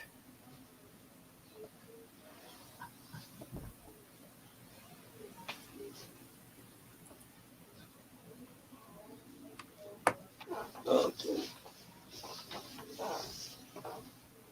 So, James, what are the type of Christmas movies that you like? Well, I'm not going to say because you'll have to wait for my collab with Danielle for my top 10. I don't want to When's that spoil going to it. happen? When we get into once we get into December, I'm going to talk to her. We're going to set a date and a time where we're going to do it, and you just have to come to my live stream, or you can watch it on my thing. Oh, cool, JJ! You put up the the Williams sisters tennis movie with Will Smith. I just noticed that now. That's cool. I gotta watch that. I want to see that movie. And Well, I was going to remind everybody too. Tomorrow night, Steve Snee has his Christmas special on where he's going to have other people on there and stuff. Starting at 5 Pacific time, it's 7 my time. I know, or James, it will be like 9 o'clock. No, 8 o'clock. No, 9.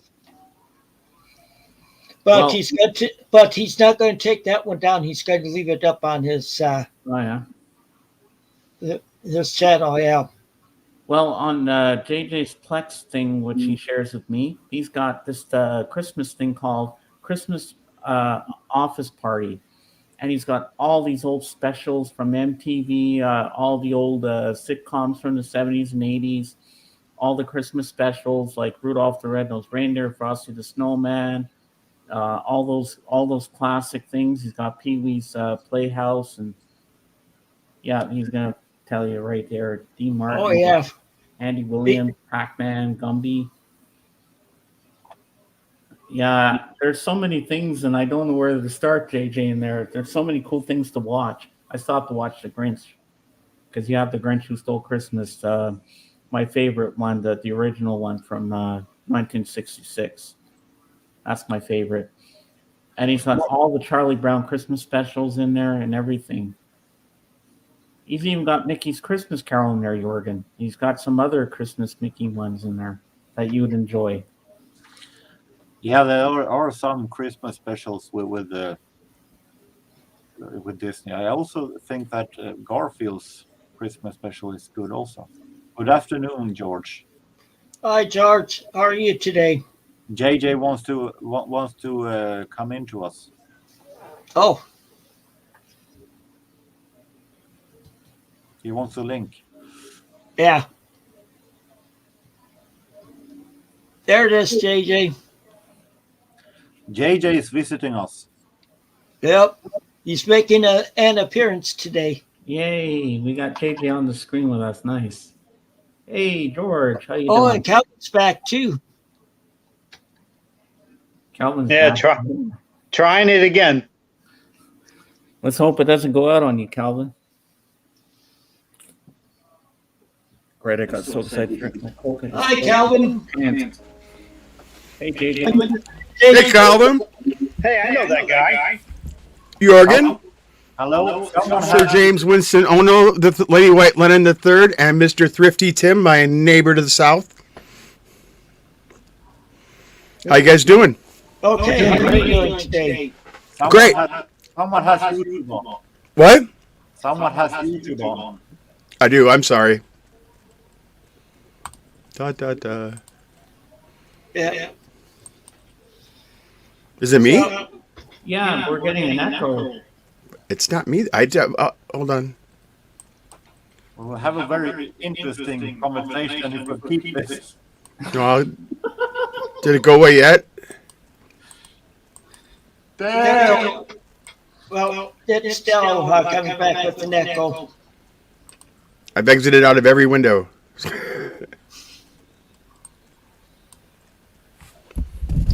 Do you by chance have it on? Kelvin, you came back on just before JJ. 5 minutes and counting. Now batting.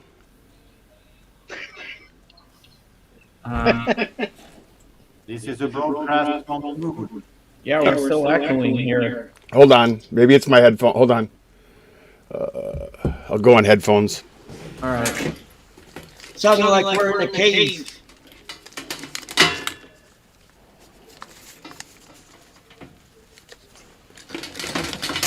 I would like him to say 5 minutes and counting because he has that voice enough. Is it better now? Hello. Testing. Yeah. It was probably my Falcon, my Millennium Falcon speaker was echoing. Yeah. Oh, cool. Bluetooth speaker. Yeah, this is my bat cave, guys. I mean, I have it's like. And by that, we all sounded like it was. There's my TV on the wall. There's my other computer, 2 other computers rather than the corner. Let's see. Then I have my easy chair back here so I can watch movies down here if I want to as well. So it's a pretty fun area. Well, see, with me, but I'm in my man cave. My TV is my monitor. I use a 19-inch TV that my daughter wasn't wanting anymore, and I use that as my monitor. And I can tell you real quick, my room, it's a mess in here. See, there's some of my records. Oh, wow. And there's books. Ooh. You got a lot of books, man. You can open read. the library. You read more than me, dude. Well, with my migraines and stuff around some of the few things I can do are read or listen to music. So, See, let me get some of my latest vinyl finds real quick. I kind of came on impromptu, so I wasn't ready. Hold on. Did you get any record store day stuff, JJ? No. I got some Laserdiscs and K-Tels. Sweet.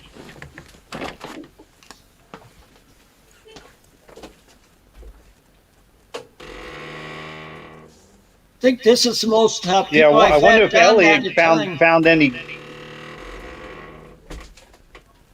That door needs some oiling. It's creaky. It's like.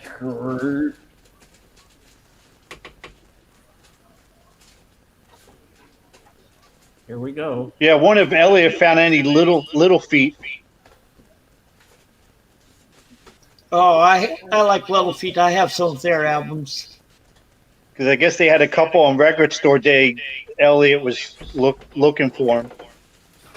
I'm guessing you're on break, George. Are you still at work or are you home?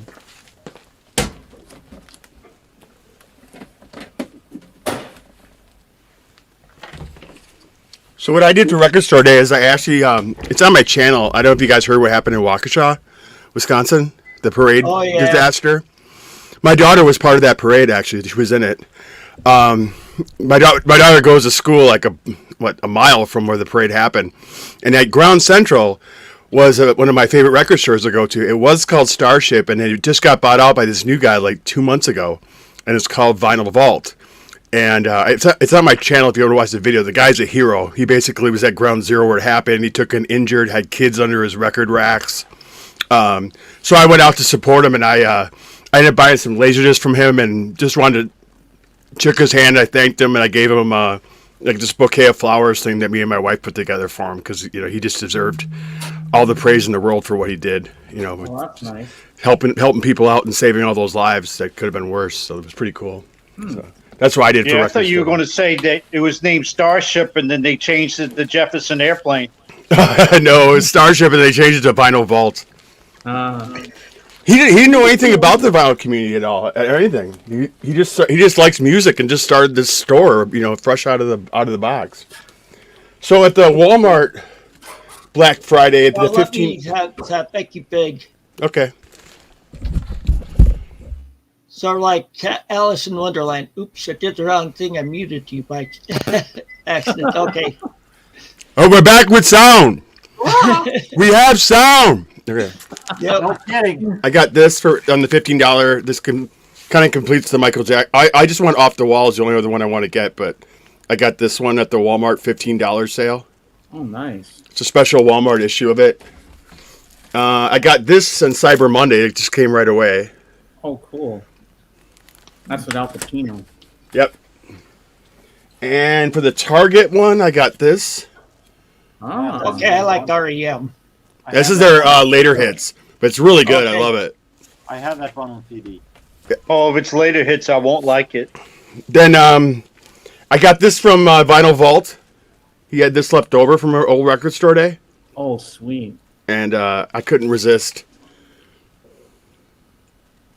Oh, that's the one that Rachel has. Yep. And I'm not a big picture disc fan, but that picture disc looks so damn cool, I couldn't pass it up. Yeah. Even as a chick in the back that he slept with, everything was really cool design. Mm-hmm. And then I didn't know it in Butler, right behind my house. Literally, if I go through my backyard, walk through there, there's a junk collector. Or not junk collector, but it's one of these services that, like, if someone dies or something like that, you pay them to come in and junk all your stuff and just get rid of it all. They're like a junk removal service. And they get records all the time, and they get books, and they have a yard sale every third Saturday. And it's like a treasure trove in Butler that I found. So I got this there at the record sale. Mint condition. Wow. Every Yeah. Every record's $1. She was selling Abbey Roads and a Let It Be for $1 each. Nice. And this one it was in mint condition. Good stuff. Another one on the Target deal that I got this one.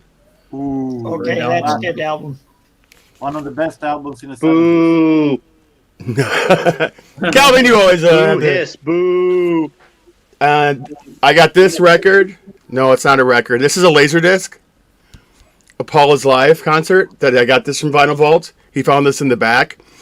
He's finding all the Laserdiscs they had. He said that the old owners wouldn't put out Laserdiscs because apparently people were buying Laserdiscs and then they were trying to play them on their record players. Oh, my God. I know. It baffled my mind. How stupid can you get? I have a huge Beatles Laserdisc collection. This is one of them. And then if you go behind me, Mazzy got me in the Coleman collection. I showed it on my channel. I showed it before, but behind me here I have the Beatles anthology all on Laserdisc as well. That's my favorite. I like watching it the old school way. And then I got this. My buddy Sean got this for me at Beatle Fest. Oh, wow.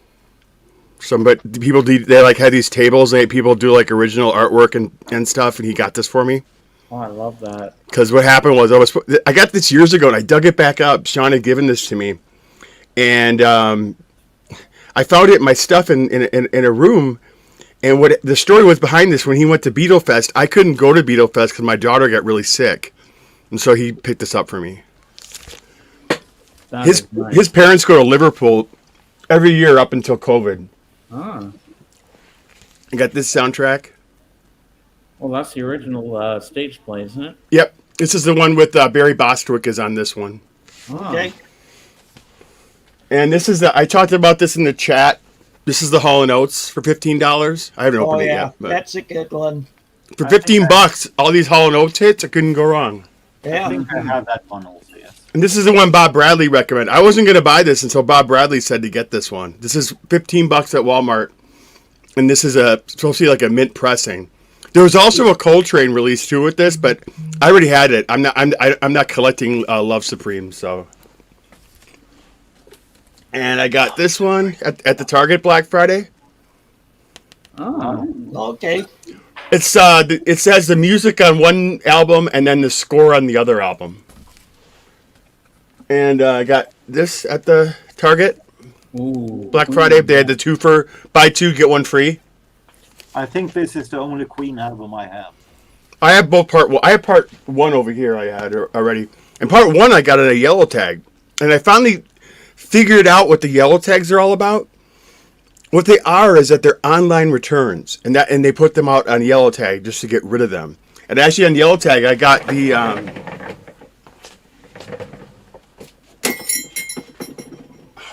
Jingle bells. Well, that's the second mug. I almost broke it again. I got this. Oh, On yeah, yellow you told tag? me about that one, yeah. Okay. And it was super cheap. And this That's- is a rare 4K, and they don't even sell this in the stores, but they put it on a shelf online. They yellow tag it, and you get the stuff for dirt cheap from Target that way. Ah, Little shopping tip. What's this one? Oh, I got the Motown, Yay. that's pretty cool. and I got Boys to Men. Yay. Funny story on Boys to Men. I love their harmonies. I don't care what people think about them if they're too Yeah, poppy. they do harmonize real good. They're awesome. They have a song called. This is a funny story, guys. You're gonna love this. They have a song called "I'll Make Love to You." Have you guys heard that song? I'll make love to you like you. Yeah. My sister-in-law, my wife's sister, went to a father-daughter dance, and they played that as the slow song. Oh boy. Oh boy, oh my god. She was like, we felt really creepy. I was like, I don't blame you. I would too. Slow dancing with your father to "I'll Make Love to You." And so I kept telling you that Wax bought me a young boy, and this is the young boy that Wax bought me. I got this from Waxed, U2 Boy. It's the Record Store Day reissue. So in my mind, I know I don't have all the U2, but in my mind I have all the U2 because anything past Zooropa, to me, I'm not that impressed with U2, so I don't really want that in my collection, but I do now have Boy up to Zooropa on vinyl, so I'm pretty excited about that. So now you can make me small. That's my latest captures. Nice. Well, I got the Get Back book too. I was following along on number 2. Oh, Yeah, I did a video like last Thursday or Friday showing that he got the book for like $40, Me too. where a lot of people were paying like $75 for it. Yeah, Target had it dirt cheap. And actually, Target told me, because I go there a lot to get my medicines and things like that, because it's also CVS. The guy at Target said he's had 5 offers on the display. They have this like shelf display of all the get backs on there, and people are offering to buy. They want to buy the display from him. He's like, I can't sell it, but he said it was pretty funny. Beatle fans are pretty nuts that way. Yeah. I would probably want the standee myself. Yeah. JJ, I got a question for you. You know, remember in I forget which part it was, part 1 or 2 or 3. Remember when George gets electrocuted from the mic? What happened to his mic? I'm sorry? Remember the scene where George got electrocuted, Yeah. where he's grabbing his mic and went, ugh. Yeah. How did that happen? They probably had back then. On those microphones and all that equipment back then, they didn't always have as great a shielding as we have today in a lot of stuff. So it's very possible that you could end up becoming the ground a lot of times when the mics weren't set properly. Yeah. Okay. Hearing that reminds me of Midsummer Murder, one episode of it where a guy was killed by grabbing hold of the mic. I don't know if you guys heard of this place or not. Lower your camera, you can see part of your head. You're cut off. I like it. It kind of gives them a kind of a mysterious look. Yeah. But I got electrocuted. I mentioned in the stream. I worked at Chuck E. Cheese. That was my first job I ever had. I was Chucky, and one of the jobs you had there was game room attendant. And basically, what you did is that somebody would say, you know, I put tokens in this game, it didn't work. So then you just went up there, gave them a bunch of credits, and made them happy, and you moved on, or gave them tokens that were in your pocket. And part of the job though was if a video game broke down, we were supposed to shut it off and unplug it, and then put a sign on it saying out of order. And so the Miss Pac-Man was not working, so I reached around it in the dark. You know, if you know, those game rooms are really dark, and I pressed try to get the plug out, but you know, the cover part of a plug, you know, it had come off, and it was, and I put my fingers right on it, and I got jolted back, and I passed out for a few seconds, and they had to take me to the hospital.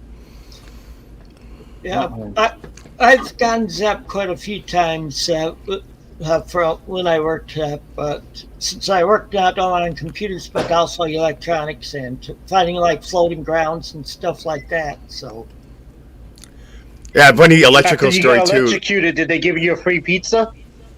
I always got free pizza. I worked there. yeah, I used to get Their pizza was actually good back then, believe it or not. Someone came along later and made it crap, but the pizza they had back then was really good. I remember. But I went back with my kids and I said, this stuff does not taste like what I ate as a kid. Well, I was a customer engineer for NCR for like for a year and a half. Oh, you were the guys. All right, Tim, we can talk. This was yeah, I was a point of sales technician. So, but anyway, I was level 2 support for you guys. I was the guy you called on the phone when you couldn't figure it out. Well, this was back in the 90s. Yep, me too. Yeah, and I was working in Iowa at the time. No, I funny, I have a bunch of funny electrical stories. When I worked level 2 support at Kohl's, we talked to the NCR guys or the store. And this is, believe it or not, Kohl's was really late on board with getting blade servers. They still had the boxes, and literally these were these boxes that were like on a floor in a room, and they had to we had to ask the store to turn them on or turn them off if they got stuck. And it was a store in Iowa during the floods back in 2008, and this guy calls me and says the server is down. And I go, yeah, I can see that on the ping that you're down, because we could ping them and we could see if they were up or not or whatever. And he goes, I go, well, what's wrong with it? He goes, well, it's the server is underneath about 5 inches of water and it's coming on in. He goes, should I turn it on? I'm like, no, you leave and get the heck out of Dodge. He was going to go in the water and turn the damn server on. Well, one of the accounts I had was all the Pizza Huts in our service area. Okay. So I used to get pizza at them for free after I got done. Oh, cool. But one day I was working on some equipment. I was sitting in a chair in their back office. I turned around to grab a tool. A bag of flour spilled onto all of my tools. Oh, geez. Because my tool bag was all white. We had some dumb technicians, and not saying you, Tim, personally. We had some dumb ones that would take like barcodes from other stores and then try to reset the scanners with them, and then they would knock out our scanners because they would using Walmart codes on Kohl's stuff. And the other one we had too is they could never find the image off the server ever. We had to they could never figure it out until they would try loading it. Where's the disk? We're like, we don't have a disk. The image is on the server. They couldn't figure it out. It was hilarious. But yeah, the other electrical story I had, and I told this at my dad's eulogy. I was 10, and we had a house over on Silver Spring in Milwaukee, and my dad had a St. Bernard, big St. Bernard named Sandy. Gorgeous dog. I miss that dog. Beautiful dog. And Dad was doing, the home he bought was kind of like a project. And so he was putting in a garbage disposal, and he had both wires in his hand. And what he told me to do was he said, when I yell downstairs, JJ, flip the switch, put the power back on, because he was too lazy to want to run downstairs. So he's down there, and the dog came up and licked him in the face. And he said, "Stop it, dog!" And I went, zapped him. I told that story at his eulogy. I'm here to show what I'm eating. What are you having? I'm having poutine and poutine. Ooh, that's very Canadian of you. Yeah, I'm eating San Francisco. I'm eating rice-a-roni. Nice. So I'm all pumped for Thursday night, baby. All right, what are we having? Wings and hot dogs or what? Well, I'll have eaten my dinner earlier. I don't know when I'm just gonna have some popcorn and beer. Okay. Are you gonna drink too much beer and not make it to the fourth quarter or what? I don't know. We'll see how it goes. The best one is we can call my cousin Brian, and if he screws up on the stats, we can call. I can text him and say, "Fix it, you jerk." My cousin Brian does all the stats you see for Bucks games and for Brewer games at the bottom. He's the one that does all those stats, and whenever he screws up, I text him and say, Brian! So I'll probably have to leave Rachel's stream a little early that night. What time's the game start? 8:30 my time, I think. Okay. Yeah, it's 6:30 my time. They're in Toronto, right? Mm-hmm. Yep. Ready for a slaughter? I don't know. So who's playing? Bucks versus the Raptors. Oh, okay. And we're gonna go on Zoom, and we think we tested it. We can go on Zoom, and we can I can share my screen from my cable account, and we can watch the game together. Yep. Yeah. See, I know. His Butler plays at 6 o'clock. I group for Butler the Raptors. Bulldogs. I group for the Raptors. See, Fred Van Vliet's from Rockford. Yeah, actually, Sam, what's his name? Sam Decker. He's on the Raptors now too. He was part of the big Final Four team that went. He's from Sheboygan. He was part of that big. He was with Frank Kaminsky and that Final Four team from Wisconsin. You know. Okay. And he's on. He went to the international leagues, but now he's on the Raptors now, right, James? He's still there, right? Yep. He's a good 3-point shooter. So is Fred. Yeah. Is he a starter? Hey, since JJ's on here, I got something to show JJ. Okay. And I got some other stuff too. I dug out some of my John Wayne VHS collection. Oh, cool. I saved the good one for last. The one that JJ will recognize. I start with one my dad never opened. Oh, wow. Greatest Story Told. John Wayne was in it. Wasn't featured in it, but he was in it. Right.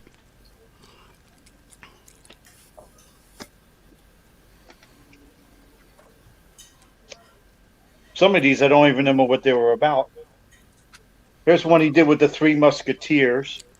Santa Fe Stampede.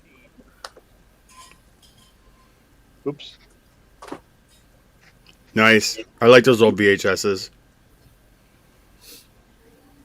And then you might recognize Yakima Canutt on the cover. This is Paradise Canyon. Yep. Canyon. My dad had all these films. Or didn't have them. We rented them. Which I'm supposed to say, I miss the old VHS, Calvin, don't you? When you went to the video store and you actually would pick out movies and you could read the boxes, and there's something about that. I still miss that, rather than just streaming everything, There's another one my dad never opened. Star Packer. Oh wow, he must have really liked the West. Did you just into westerns, or did you like the war stuff too? Yeah, my dad was anything John Wayne. My dad was into. Okay. But I was more. As far as westerns go, my dad was John Wayne, but I wanted to be different, so I was Randolph Scott. He was my favorite. And then he did that one movie together. Spoilers? Yeah. But I don't think I have that on VHS. I think I just copied that from TV. My favorite war one with him in, he's that feature artist either. They had so many in it. The Longest Day. That's an amazing film. Yeah, I have that on DVD. And then here's The Lonely Trail and three Texas Steers. See, most of my VHS John Wayne ones are the older movies. Right. Because the newer ones I could just tape off the TV. Did you say that's one with the Three Musketeers? I don't know. The one I showed was which one did I show? Santa Fe Stampede was Musketeers. I don't know. Let's see. Let me see what it is. Yeah. The Three Texas Steers is the Three Musketeers. And then I saved the best one for last because I know JJ will know this one. because you know who's was in this movie. Yeah. Oh yeah. Walter Pigeon. Yes. I haven't forgotten, JJ. I'm still working on it. That's no problem. I do like a top. What I found with on the Strickler videos too is that sticking with like a top 5 sometimes rather than a top 10 is a lot easier. You'd be amazed how you can talk about 5 films or 5 people for a long time. Oh yeah. To fill a video. Yeah, I need to watch this again. I haven't seen it in so long. That's good. You have a working VHS machine? I would watch this version, but I don't have a VHS player anymore. Oh, you don't? Oh, okay. Yeah, mine broke, and then it was broken, but someone stole it too. Really? Boy, the aftermarket for VHS. Yeah, because I was telling the story before. Because when my mom got sick, she's passed away now. But when she was sick, I was still living in my own mobile home. But then I moved in with her to help take care of her, and I still had my mobile home. I had it. It was so old, I wasn't going to sell it. I didn't know what I was going to do with it. Then eventually, I ended up getting evicted because the people that owned it sold it, and they were redeveloping the property. Oh, okay. But anyway, so when I was in between mobile homes, barely at mine, someone broke in and stole a bunch of stuff.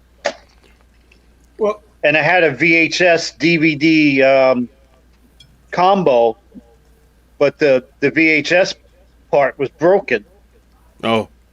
Because you put a tape in and it would just eat the tape. Oh yeah, I remember that.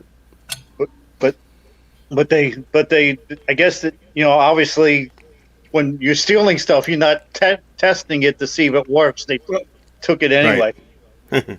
Well, what happened here is one of my neighbors. So I live in an apartment, and a guy in another apartment over by mine. On Thursday night, his Ring doorbell was stolen. Oh wow! And I'm thinking it was kids because I heard kids out there around 12:30 in the morning. And so, but yeah, I don't know who robbed me. It might have even been people who owned the park, because they came in, because they broke into my mobile home, and because a lot of people, when everyone was getting evicted, people just left all this stuff in there and it just took off. Wow. So they were going around taking out all the major appliances that were still in the mobile homes. But somehow they got into my mobile home and took the refrigerator and stove. Yeah, when my dad died, it's like, how the heck did they get in my mobile home? Tim probably knows this, more of our culture up here, but it's very maybe in Canada too they do this, but they have trailers up north. Like people have them on these lake areas, and they use them for hunting and that kind of thing up north. And they keep a trailer, and part of the whole thing I used to have to do with my dad was we had to winterize the trailer, which meant we had to pump antifreeze throughout all the pipes so that they wouldn't freeze up over the winter time. Yeah. And he had passed away, and then so my stepmom was like, it was like we need to go, help me, get all the stuff out of that trailer, and we take care of it. What yada yada yada. She calls me the phone. Well, forget that. Apparently, a whole tree just fell on the entire trailer and destroyed it. Yeah. So it was just we were just sifting through the rubble, getting whatever little last minute things we wanted, and then we just told them to haul it off and called it a day. Just talk about that. Remind me of another couple movies I like. Oh, okay. The Grumpy Old Men. Oh yeah, I've heard of it.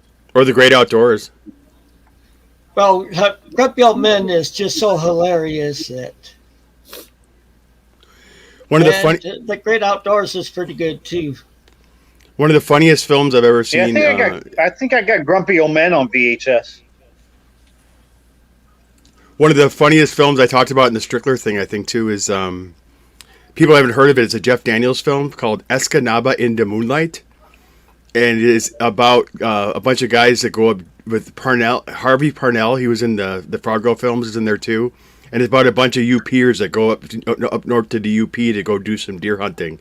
It's the funniest film ever. But they all have the UP accents, and they talk about their pasties and all this stuff like that. It's hilarious. The Upers. The Upers, yep. It's the second week of deer camp, and all the guys are here. We shoot the bull, we shoot the breeze, but never shoot no deer. Or Rusty Chevrolet. Yep. Yeah, you're going to have this. It's like the Upers, and part of the culture up here is deer hunting, and this part of the joke about deer hunting is a bunch of guys, they usually go up deer hunting, but they never. I have a bunch of guys, they tell me this. They just play cards and get drunk, and they never make it out to hunt. Just that they can't go to Shopko anymore. Yeah. I understand that it's dear to you. Yeah, but it's actually funny, Jorgen, if you watch Packer games around. Actually, it would have been last week. You watch the Packer game. You actually notice that Green Bay takes on another color. It's orange because all the deer hunters wear the orange, and they take a break if they have tickets. They take a break to deer hunting to go to the Packer game, and then they all go in their orange. So the whole stadium looks orange. It's kind of funny. Especially when they play the Bears. Oh yeah. The Bears still suck. Oh Yeah. Yeah, that was like the bowl of the bottom on Thanksgiving, Detroit versus the Bears. Yeah, they always have Detroit on Thanksgiving. Yep, and Detroit's been terrible. I mean, I don't know what they're going to do with that team, but yeah, I guess it's proof the NFL games aren't fixed. Yes, because Detroit's always on Thanksgiving, but yet they're still terrible every year. Yeah. Well, it used to be really terrible when it was us in Detroit, because at that time Packers sucked and we sucked. So it was just like it was a game that like was so regional. Only us in Michigan really even cared about it. But now they added Dallas now into the mix, and then they always do it. They do 3 games. It's pretty cool. Oh, I got a Green Bay something to sell, JJ. Hold on. Okay. You know what's really funny, Tim, is that the one piece of my most valuable piece of sports memorabilia that I own, which is right over here, and I got it for standing up at my brother-in-law's wedding, is Bears. It's not Packers. I got a Gale Sayers. I have a Gale Sayers personalized signed football. Oh, that one is one that is a good one. Yeah, Jorgen is a star. Billy D. Williams played Gale Sayers in a movie called what's the name of that movie? Brian's Song. Yeah. But it's a true story about the friendship that these two had on the Chicago Bears, and yeah, it's he was a legendary Bear. Billy Williams from Star Wars. Yep. And James Caan. Yeah, I bought this for the 5 days of the year that it gets cold in Florida. Oh, awesome! That's leather too. Wow. Mm. Yeah. That's nice. Mm-hmm. I don't even know a Packer jacket that nice. Wow. That is so cool. Yeah, my dad. I still got the Brett Favre jersey, but years ago, had to be years ago because my dad's been gone since '99. He got me a Brett Favre autographed football. Oh, cool. And unfortunately, that's one of the things that got stolen. Oh man! I was just telling them, I don't want to dig it up. I was just telling them that I have a Gale Sayers football over here. Yeah, Gale Sayers. My Brett Favre football was in the glass case and everything, and they stole it. Ugh. Another Bums. Another former Bear that would be good to have some stuff from is Walter Payton. Oh yeah, he even has a school named after him, if I'm not mistaken. Sweetness. Oh, he was unbelievable. He was one of the. We used to be yelled at by our coach when I played football. They used to yell at us saying, "Don't you Peyton that damn ball!" Because he always was really, he could grab it, to do the one arm thing, but he knew how to do it. But when high school kids would do it, we'd fumble to death. So he was 2 hands on that damn ball. You ain't no Walter Payton. You know what JJ has? He's got some DVDs of full games from the past that he showed me once. So it's really cool. Yeah, I have. It's amazing how quiet Jurgen got when we started talking football. Let's just say I've heard some names that you mentioned, but that's all. Well, one of the things I collect, Jurgen, are I collect. I don't like. I'm not a big fan of documentaries unless they're really good. Like I do want to see the Madden one coming on Christmas Day. I'm really looking forward to that one. But I collect full games on DVD, and they're only released for like a limited time only. So like they had the Packers 10 greatest games. They'll have like the Vikings 5 greatest games. They'll have like the greatest games of the NBA, NHL. I collect them all. MLB, and I have my whole room over here is a shelf where I've collected all these. And what's really cool is they actually the value because they release these games just for a limited time, and then they go away until like the Islanders one that I have is like worth like $300-400 right now. Last I looked. So Wow. Well, let's just say I had a sports interest until around year 2000, then it died. But I had a huge sport interest in the past century. Yeah, I know they're bringing the games to London, but the Packers have made it clear that they will not come. Well, they're not bringing to Europe right now because of COVID, but the Packers have made it dead clear that they are not going to London unless they're the away team because they make too damn much money in revenue. If they give up a home game, they're never going to do it. Well, Jurgen would be into it more if we talked about European football. Oh yeah. In other words, soccer. Oh yeah. How did Sweden do in qualifying, Jurgen, for the World Cup? Did they make it? I don't know. If you listen to what I said I had a sports interest in the past century, not this century. It took a dive after 2000. So I haven't checked it out. Are you just into football, Jurgen, or you're into like basketball and stuff too? To be honest, if I'm into any kind of sports, it's athletic sport, skiing. Skiing? Yeah, cross country. Oh, okay. Oh yeah. That's really popular up here in Wisconsin, believe it or not. Really popular, actually. And if It's you can't popular. Believe it or not, my high school had been given a bunch of pairs of cross-country skis. So after our sophomore year in high school, we got to pick our classes we take for them, and they'd be like 6 weeks long. One of them was cross-country skiing. Oh, wow. I was a huge cross-country ski fan when I was younger, so I know all the names from those years, the 80s and 90s and so on. So watched all the World Cups and so on. Yeah, the big sport when I was growing up too. I like speed skating too. That's really cool. Oh yeah. We had Eric Heiden. He was from Wisconsin. He was amazing in He actually got overshadowed by the Russian win, by the USA beating Russia. But Eric Heiden and his sister were Beth Heiden, I believe her name was. They were like amazing speed skating family here in Wisconsin. Yeah, I've heard of Eric Heiden. Yeah, he's a radiologist now, I believe, or like a orthopedic doctor. And of course, Apollo Ono. Oh yeah. Related to Joko?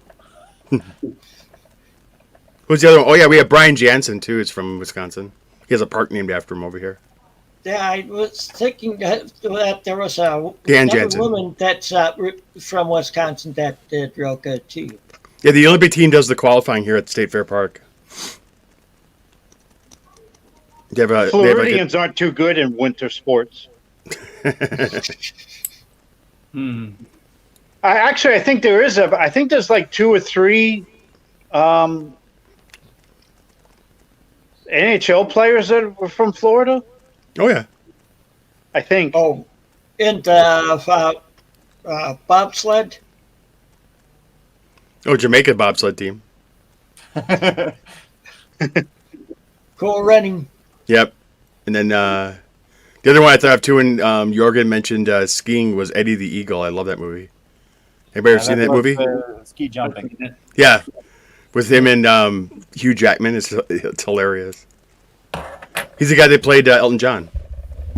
I remember I was at a cross-country ski event here in Sundsvall, where I live, where they had a special event with all the stars, Smirnov and Velbe and all the our own Swedish Gunde Svan and so on, and everybody was hoping for the great deals. Everybody was cheering for the famous name that they had and all the kind of thing. And all of a sudden, the guy who won was Japanese. Oh wow! Wow. Kazunari Sasaki was the best Japanese had during the 90s. He won, and everyone in the audience was, "What the hell just happened?"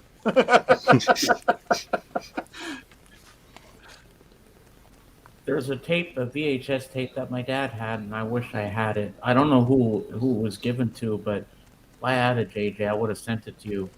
My dad had on cassette the 1972 Russia versus Canada game. Oh wow, that was amazing. Mm-hmm. And my dad's two favorite John Wayne movies were The Quiet Man, where he gets drunk with one of his friends, and they rewind scenes and they quote the lines and stuff. And he also liked The Sands of Iwo Jima. I like to watch Quiet Man around St. Patrick's Day every year. Yeah. Flying Seabees is good too. Yeah. Well, I was going to say the only sport I went out for in high school was track. I was a hurdler and sprinter. Oh, wow. But one of the guys on my team, he lived like a block away from me during our senior year. He broke the national record for the discus. Oh, cool. But one time I was by the coaches and we were heading back into the locker room, and this guy was still practicing the discus, and just before throwing it, he let out a big fart, and the coach said, "I always wondered how he could do that." So I was on YouTube and I found a copy of the last episode of MASH. Somebody had taken off a VHS and it still had all the commercials on it from when it aired in '83. And what the guy must have done is taken when I watched it, the guy took a VHS tape and must have put it in and transferred it, but just let the file go and didn't realize what he had all on there. Because then after it, he had some really weird, obscure Michigan game with Harborough still playing on the sidelines, like before he was coach. He had him playing on the sidelines. I like had to dig in the depths of Wikipedia to figure out which game this actually was. It was a really old college game from like 1981, 82. It was like it was like you had a VHS tape and you would record something and then it would go into the next thing. That's kind of what it did. It ended match, but then went into like he taped over this football game, and I was like, wow, that's like a classic game from way back. It was Oklahoma versus Michigan football game. Huh. And I was like digging in every schedule on internet trying to figure out when this game was played and what was the significance of it. It looked like he just recorded it so that he could watch it. Yeah, wow. I hate what ESPN Classic does. They butcher most of those old games. Yeah, I used to be huge. Well, the other one with ESPN Classic was they would air some cool stuff, but then they would butcher the games and then they air the same crap over and over and over again. You know. Somebody playing something? Because I never understood why they do that. And Pac-12 network does it too with the current games. It's like you can't watch the games on the Pac-12 network online. You have to watch them live off TV. So it's like when they show the replays, why don't they just show the 2-hour game? I mean, it's the Pac-12 network. They only have so much programming that they can show. Right. I don't know why they have to butcher the games to make them fit an hour and a half. And they do same thing with football. They take a 3.5-hour game and they put the replay on for 2 hours. Yeah, when Bally's used to be Fox, now it's called Bally's. They for Bucks and Brewers, they re-air the whole game after the game. So yeah, James, I'm going to air the game and we watch it, but then they're going to air it again like at 2:00 in the morning or something like that. Yeah. And when we watch it, I can always record it to hear the Canadian commentary if I want to. Yeah, but Jim Paschke is amazing. You're going to love him. Oh, yeah? Yeah. Jim Paschke's been part of Wisconsin life since I was a child, so I love Matt Devlin. Oh, I never heard him. And I like Jack Armstrong. He's funny as hell. You would love him. Yeah, speaking of old games, I have down here. It doesn't even show off because there's no artwork or anything, but I have. Well, where'd they go? Oh, I have my collection of USFL games somewhere in here. I have about 40 full USFL games. Wow. The league that Trump destroyed. Well, it's coming back. What, the USFL? Yeah. Oh, wait, I didn't hear that. Yeah, they're starting up, I guess, next year. Well, hopefully they don't have Trump involved. What stinks is that a lot of the same cities are having teams, but they're keeping the same. They're keeping the same nicknames. Oh, okay. Because I think the Bandits are coming back, Tampa Bay Bandits. Oh, cool. I didn't not hear that. But it's like I think they should just change all the names. They shouldn't use the same names again, because it's not going to be the same league. Right. Well, I liked about USFL, the idea of having football to go in the spring was fine. When they tried to compete with the NFL, they obviously got crushed, you know. Because USFL tried to compete with the NFL, so they got a lot of players that decided not to go to the NFL. Right. But I don't think that's going to happen now. And one of them's a Packer legend was the lineman. Why am I blanking his name?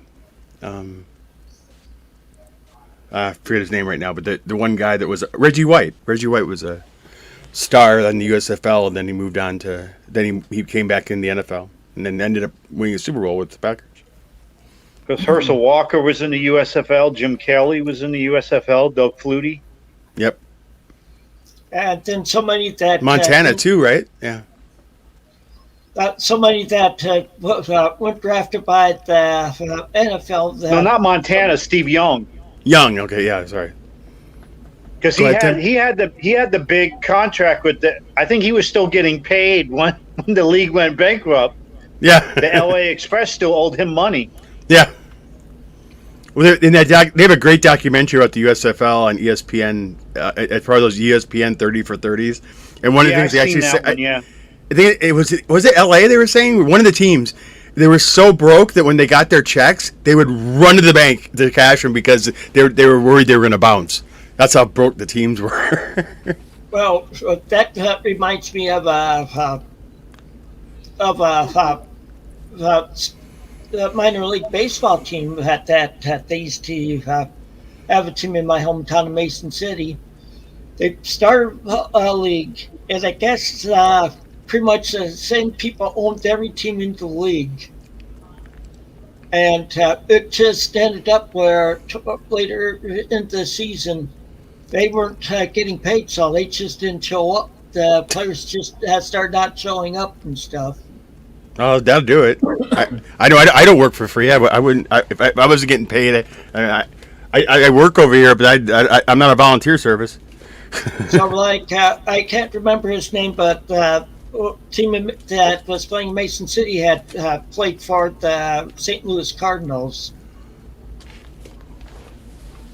Yeah, my grandfather played semi-pro baseball for the minor league team of the Cardinals, and he traveled with the team and everything else. This is back in the 40s. This is the part that I find pathetic. He decided not to play for he decided not to play for the Cardinals. He was drafted, and they were going to take him. And he said, nope, I want to get a real job.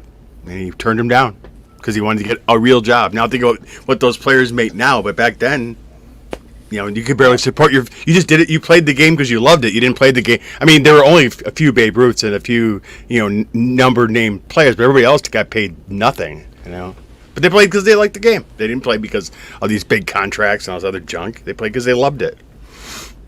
Yeah, like I have Charlie Pride's autobiography, and about he was a baseball player, and he was drafted for with the Cardinals. And he played just a short time. He was more on minor league teams, and he figured out he could make a lot more money doing as a musician than he could as playing baseball and working in factories all the time. Yep. My grandfather was a lithographer. I admired Grandpa. We called him Grandpa Bud because his name was Julian, and he got razzed a lot for his name being Julian, and so we called him Bud. So I had my Grandpa Bud, and he worked as a lithographer. He started off in the 1940s. Worked as a lithographer that was on a boat that was stationed off the coast of China, and he worked a printing press. And their goal was to print up flyers that they would shoot out for propaganda to the Chinese to try to get them to go against their government and yada yada yada back in the day. And then he got a job working over here at Delzer, where he printed all the Brewer media guides and all the Bucks media guides and all the programs. Like, you get your program here. He printed that. And the other thing that maybe Jorgen might enjoy, I don't know how geeky you are, but they printed this thing called Dungeons and Dragons. All the books for Dungeons and Dragons, my grandfather printed those. They were printed in Geneva, Wisconsin. Yeah, those D&D books where they have all the creatures in them. Now I had a set of the books because my grandfather could get the ones coming off the press that weren't that good, but mine had like pages missing, or he'd print a page like my buddy would have page 10, and my page 10 would be page 20 because these are the ones that didn't make it out there, But I didn't mind because I don't want to. I mean, those books back then, if you remember, the D&D books went for like $30-$40 a piece. They were expensive, plus all the dyes and all that stuff. Mm-hmm. My son has all of that, so. Yeah, that was fun. Now it's all on the computer, but back then we had to actually have a stack of books next to us. For a little bit, I was on online in an online game, but the guy that got it going, there were only like 4 of us playing, 2 of them in my household. Oh, my son, his girlfriend, and me. But we were doing it playing it on Sunday afternoons. But this guy was trying to get like a Star Wars role-playing game going or something like that, and a guy that wanted to could only do it when we were doing our D&D games on Sunday. So he decided to stop the D&D games and do that with that other guy. Wow. Didn't they make a Dungeons and Dragons movie? Yeah, and TV show. So, Jorgen, what do you do for fun? Other than music? I collect records for fun. Oh, okay. I got some of those. There's a few back there. I'll show my latest purchase. Yeah, I saw that. You had some good stuff in there. Yeah. I've been at the big mega flea market this Saturday. So it's been a really great month, no doubt about it. It's started well this year with a whole great jazz finding, and it ends well. Middle, so-so. I notice you're not wearing your headphones around your neck anymore, Jorgen. Ah. Since I have the loudspeakers, I hear you loud and clear. Why should I have the headphones? I can have the mic here so I can just talk like this. Yeah. Now batting. I can be free. Fly, be free, young man. So, Calvin, I've always wondered this. How did you get into the Toronto Blue Jays?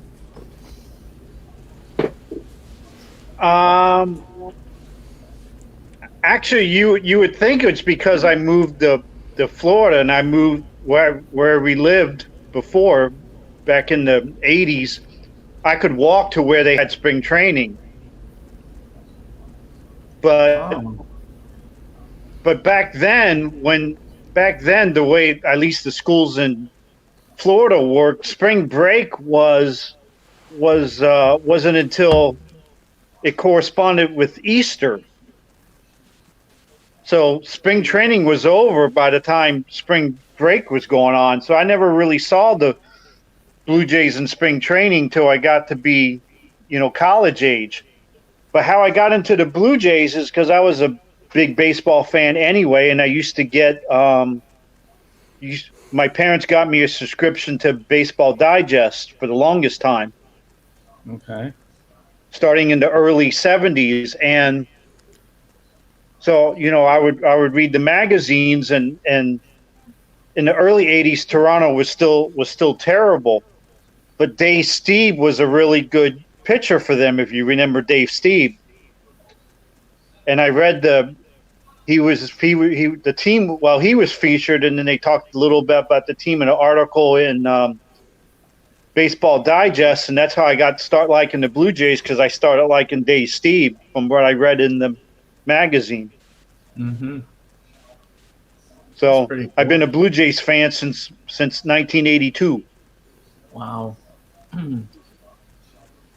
Well, JJ. So I missed the. You guys were talking about. You're talking about Charlie Pride going from baseball to country music. Danny Ainge played for the Blue Jays. Who's known for being a Boston Celtic basketball player, but he played baseball for the Blue Jays. Well, Michael Jordan tried playing for the White Sox. That was hysterical. Well, JJ, did you hear what they changed the name of the Beloit Snappers to? Brewers. No, that's the Beloit Snappers. They're now the Beloit Sky Carp. Oh. That's a feeder team for the A's, isn't it? Yeah. Yeah. Because they always play one game a year at Miller Park, and that's where I've seen them. They usually play the Rattlers at Miller Park once a year. Or at least before COVID, they always did it. They haven't done it since, but they always try to play one game. It's kind of nice at Miller Park, actually, because Miller Park's, to give you Oregon perspective, is where the Brewers play, the big MLB team. And what's cool about it, though, is that, what they do for that is it's $5 and you can get a seat anywhere. And so it's kind of nice that you can get you can kind of sit in spots at Miller Park that you can't ever sit in, because you'll never sit there because you don't have that kind of dough to sit there in the, right behind home plate or whatever. Well, see, they built a new stadium in Beloit for them too, and yeah, which is supposed to be a pretty nice I'm stadium. gonna have to look for that magazine, James. I still might have it with Steve on the cover. I still might have it. I'd like to see that. Well, I got to take off, guys. I threw a lot of my magazines off. Thanks for joining us. No problem. JJ. It was fun. I really enjoyed the discussion. Have a good one, guys. Thanks, JJ. Yep. I'll see you in Rachel's after. Yeah. So anyway, because my parents started buying me sports magazines when I was about 8 years old. Uh-huh. So that puts it like 76. So I had hundreds and hundreds of magazines because I wasn't throwing them out. But then as I kept moving from place to place, I started getting rid of a lot of them because I didn't have room anymore. But I think I still got that Blue Jays one. I know I still have. I have to look for it. I still got the when Doug Flutie threw the Hail Mary when he played for Boston College. When he threw the Hail Mary to beat Miami. I think I got the Sports Illustrated one magazine that came out after the game was over. The week after the game was over.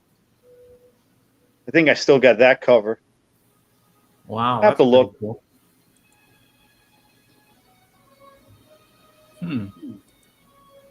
What time is it there for you, Oregon? It is 10:34. Wow. You're a night owl. It's not night yet. It's 1.5 hours to midnight.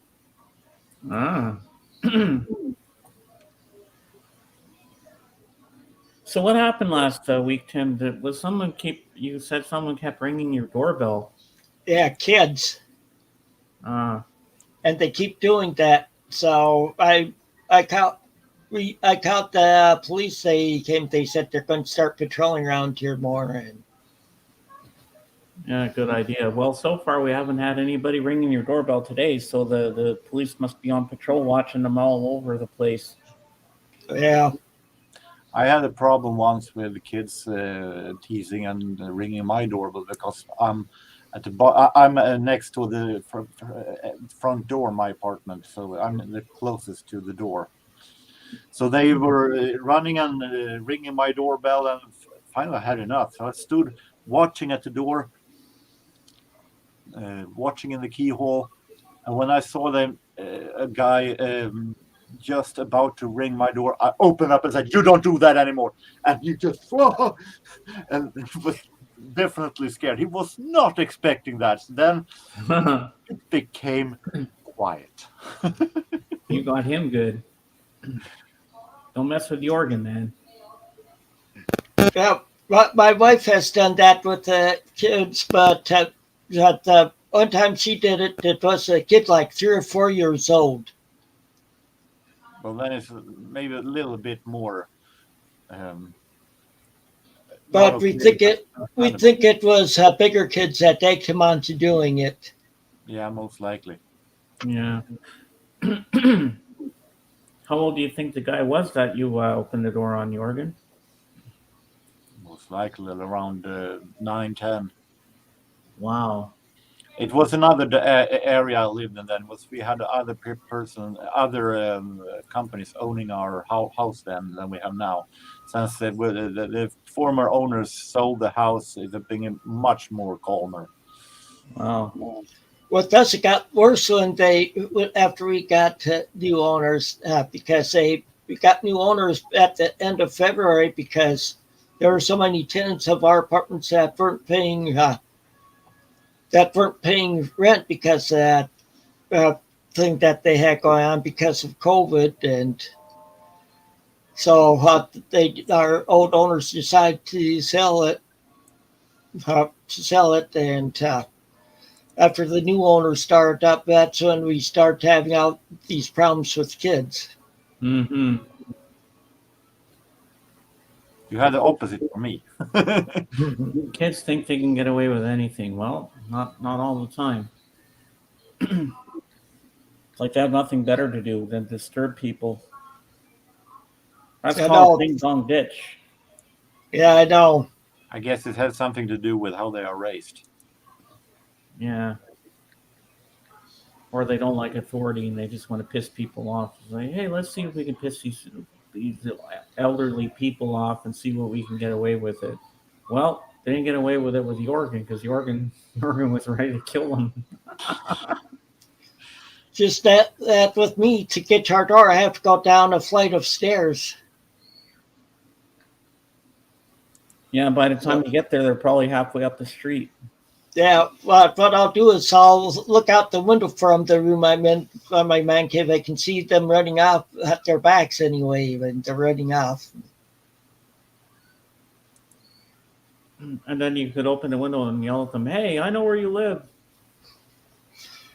That's a problem. We don't really know where they live. We're thinking they might be from apartments across the street. Well, they don't know that you don't know. That would just scare the crap out of them. They wouldn't bother. Well, we're thinking about getting a doorbell like Ring or another one, and one that's wired in, and then we can get pictures and videos of them. Change the doorbell sound that to wolves that actually barks at them. Yeah, I was thinking the same thing. You were gonna, and all you hear is, and they're like, yeah, like that. They will never go there again. Oh no, they won't do that again. What about you, Calvin? You ever had that problem? Kids ringing your doorbell? No, I live in an adult park. We don't have kids. Oh, hi, Paul. Hey, Paul. And I live off a main highway, so kids usually don't unless they're on bicycles, they're not usually around the neighborhood either. If I ask like this, have you had adults ringing your doorbell? No, don't have that problem. Unless they're drunk and they go to the wrong Yeah, house. it'd be hard to run away. They're on their walkers. They only can go so fast. Yeah. How long are we taking this thing for? We're at 2 hours and 37 minutes already. Yeah, maybe try for 3 hours. All right. But as soon as Rachel goes live, I got to go be her wingman. I got to. Yeah, it's about that time that I'll be ending this anyway. Yeah, because I got I got to go with Rachel soon. Do my thing there. Butler's on TV at 6 o'clock. What? I said Butler's on TV at 6 o'clock. Ah. It's a university in Indiana. Oh, yeah. Then I might be with Patrick, the vinyl archivist, tonight for his music stream tonight. So who are they playing? Actually, it's almost like a scrimmage game. They're playing like a Division II or Division III school, but Fox Sports 1 is putting it on TV, so I'm gonna watch it. Yeah, I think Lake Saginaw or something, Saginaw State. Okay. I'm not sure. It's not a Division I school they're playing. Yeah, but it's not till like after New Year's where they actually start the regular season for basketball, for college basketball, and before that it's like these tournaments and stuff like that. And well, a lot of times these schools sometimes they schedule Division III games because they can't get the smaller schools can't get home games because a big school is going to lose money if they travel to one of these little gyms that hold 500 people. All right. When North Carolina can play in front of 20, 30,000 people, why do you want to play in front of 500 people? So a lot of these schools, they schedule Division II and Division III schools just so they can have a home game. Wow. But I think Butler's doing it just to fill in their schedule. Hey, I got something cool I want to show you. Hold on.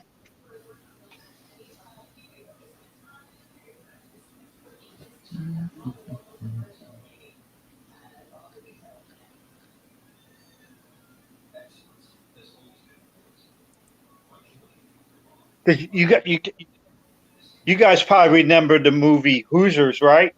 Yeah. Yeah. I have that movie. With Gene Hackman. Yes. Well, the actual school that won that championship as a small school was Milan out in Indiana, and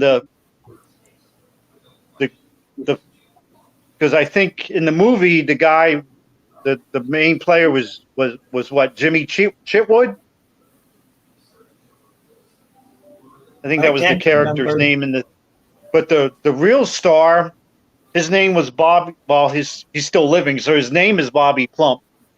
And I got a Bobby Plump bobblehead from Milan High School. Oh, cool. Because he ended up going to Butler way before I started liking Butler, but he went there. Oh, see, it says Milan on the other side. I don't know if you can see it. Wow. This is Bobby Plump on the front and then Milan High School on the back. Oh, yeah. I see that. That's pretty cool. No, that's a good movie. My friend got it for me for Christmas one year. Yeah, actually, I don't like the movie. Well, I think my favorite Gene Hackman movie is Uncommon Valor. Oh, that's a good movie, yeah. Because on Hoosiers they made the movie so goofy compared to the real story.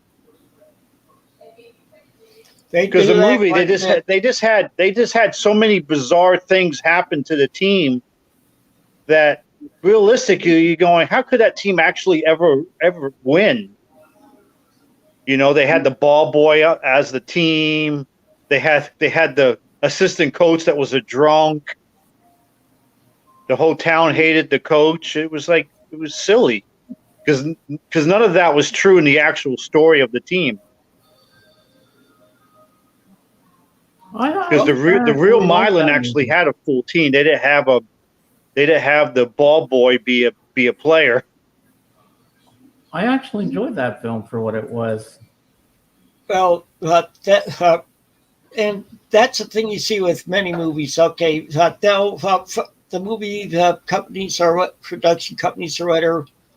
Well, like someone there says, "Oh, I really like this book. Let's try making this into a movie." And if they can sell enough people, but then they buy the rights to the movie, but then they change it so much from the book. Mm-hmm. One movie that I saw in the theater and I own it on Blu-ray, and it was fantastic with Samuel L. Jackson, Coach Carter. That's a good basketball movie. You seen that, Calvin? No. Let me go get it. I have it. I know I don't like really Samuel watch L. that many. Jackson. For as much as I like Samuel sports, L. I don't really Jackson watch a movies. lot of sports movies. Mm-hmm.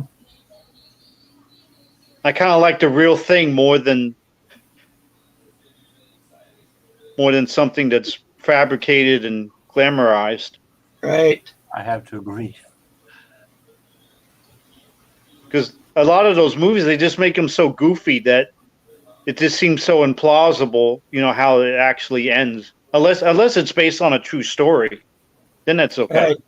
And the, Sort of plot, like Rudy or Radio. and the plots are more Yeah. or less the same in every one of them.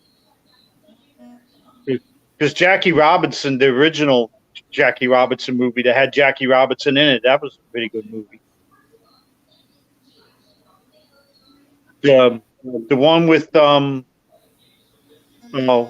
James Caan and who was the other actor? Brian Song. Who was the other actor in that movie? Shoot, I can't remember. The movie about Brian Piccolo from the Chicago Bears. I forgot James Caan, and he was a black actor. I can't remember his name. Yeah, I can't, it's been so long I can't remember. Because they redid it not too long ago. They made a different Brian song, but I never saw it. Mm. Yeah, but that was a good movie. Was it Billy D. Williams? Might be. What was the title again? Brian's song. Okay, I'm back. I got the movie. Coach Carter with Samuel L. Jackson. It begins on the streets, it ends here. This was a fantastic movie. I'll read what it's about. Based on an incredible true story, Coach Carter is the inspirational account of controversial basketball coach Ken Carter, Academy Award nominee Samuel L. Jackson, who received both high praise and staunch criticism when he made national news for a gymnasium lockout of his entire undefeated team for poor academic performance. With the players, the parents, and the community rallying to get the team back on the court, Carter must overcome the obstacles of his environment and show the young man a future that stretches beyond gangs, drugs, prison, and even basketball. And Ashanti, the singer Ashanti's in it too. This movie, Calvin, if you find this, pick it up, watch this movie, you're going to love it. And I recommend it for all of you too, of course. And it was Billy D. Williams. Billy D. Williams.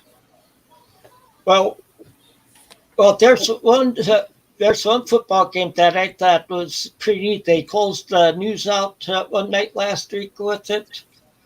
It's about a team in California that it was a school for the deaf, and they didn't have a good record before this year. then all of a sudden they went they made it through with no losses all the year, the full year season this year, no losses, and they took the state championship for their division. And all Yeah, the players are deaf. I think they did a E60. ESPN did an E60 documentary on them.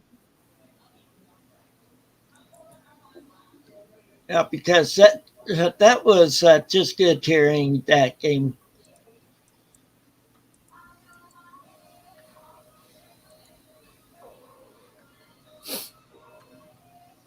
And then there was silence because we're running out of things to talk about. We're like, yeah, what's next? It's like, well, with the signs, I guess we could have closed down now. That way, James can get something straight before Rachel's stream starts. Yeah, I gotta get prepared. Yeah, you should do it all over again. Well, Tim, it's all your fault. You didn't buy anything for Record Store Day. You didn't have any new stuff to show us.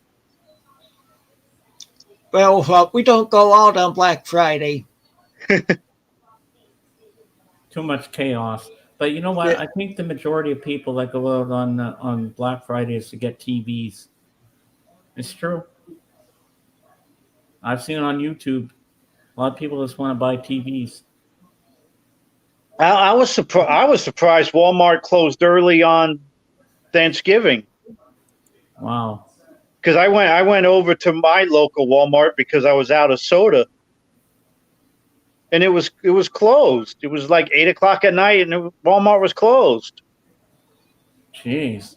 Because I used to work at Walmart, and Thanksgiving, it would be kind of, we would have to work Thanksgiving. It would be kind of slow in the afternoon, but then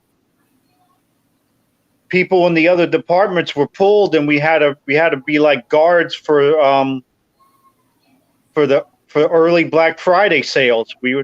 Walmart would have sales Thursday night, and the stores would be crowded, and we would be like security, keeping people in line and making sure, keeping the lines in order and everything.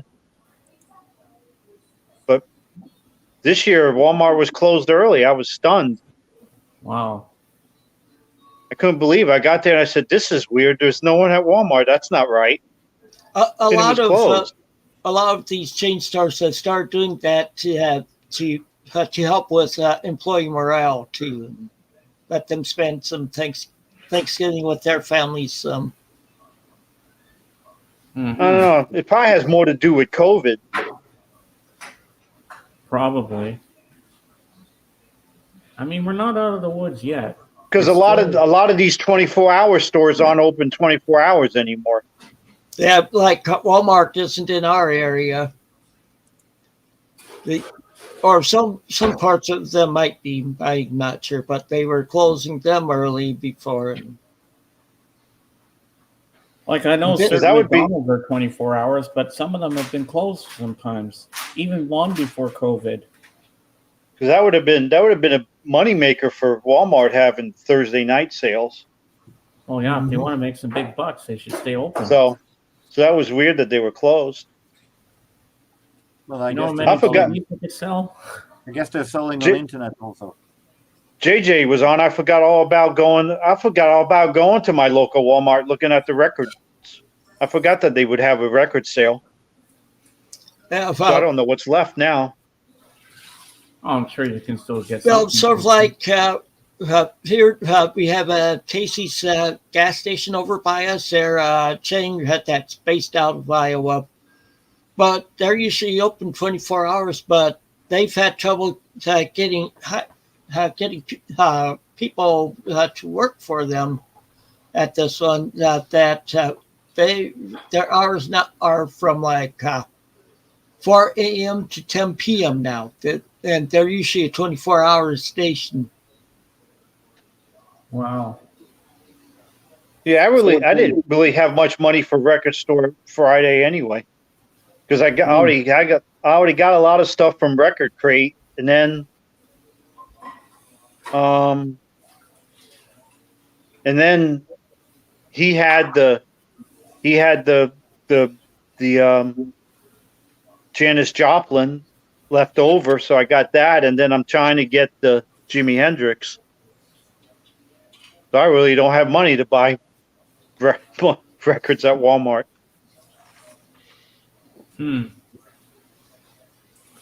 But if someone outbids me, then they can have that Jimi Hendrix. I try to get it some other time. Yeah. But I figure for $20 and $5 shipping, it's worth trying to get it. Oh yeah. Oh yeah. Because I probably won't find it again for $25. No. It'll go up in price and be more expensive than you can afford. I mean, you don't want to do that. So if you could try to get it for $25, I would go for it. You got any Jimi Hendrix, Tim? I have some on tape, on cassette. No. What about you, Jurgen? You Jimi Hendrix guy? No. I respect his guitar playing. He's a great guitar player, but when it comes to songs and that, it's not my thing at all. I have a CD of his greatest hits, and I had to make sure that it had "And the Wind Cries Mary." That's my favorite song of his. And has Voodoo Child on there, all the good ones there along the Watchtower, and all I need is the greatest. Yeah, I don't have album. anything, but his stuff's pretty easy to find. Yeah. It's just my mind is always on so many different things. Yeah. Because I think my want list on Discogs is longer than the actual number of albums I actually own. Oh, really? So yeah, I think my want list is like, I think I got like about 200 and something records on my want list. About 300. Wow. I don't even have 300 records. Jeez. I'm around 200. you're finding a lot of good obscure ones there, though, too. Yeah. Yeah. That's why I don't have so many. I don't get too many for $1 or $2.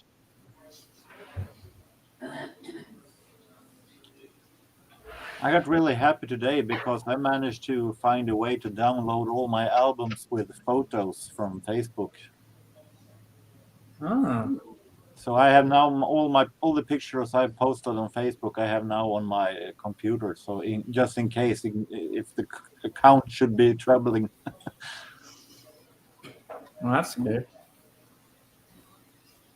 Oh, okay. I just noticed the time, so I think it's time to finish this up now because it's 2:57 here, and or we've been going for 2 hours 57 minutes. Yeah, So it's 5:57 here, my time. okay, 22:57 here. Ah. it's 2:57 here where I'm at. And it's 10:57 here. Yep. And Calvin's probably 3:57. No, the 2:57's how long the stream's been going. That's not the time. Oh yeah, that's right. Because it's Oh, almost your time 5. is It's probably almost around- 5 o'clock here. Yeah, I So it's have 4 o'clock. 3:58 here. So So okay, yeah, it's almost 4 your time, 5 mine. My time. okay, so I'd say it now's a good time to end it. Yeah. So, And I have more stuff to show in a week or two anyway. I didn't have Yeah. much stuff today. So thank you all for joining me up here today, and My we pleasure. had a good number. I saw up to 7 or 8 people on here during this stream too. So Yeah. It was nice. JJ came up with us and everything. yep, I think it's the first time where I've had 5 panelists.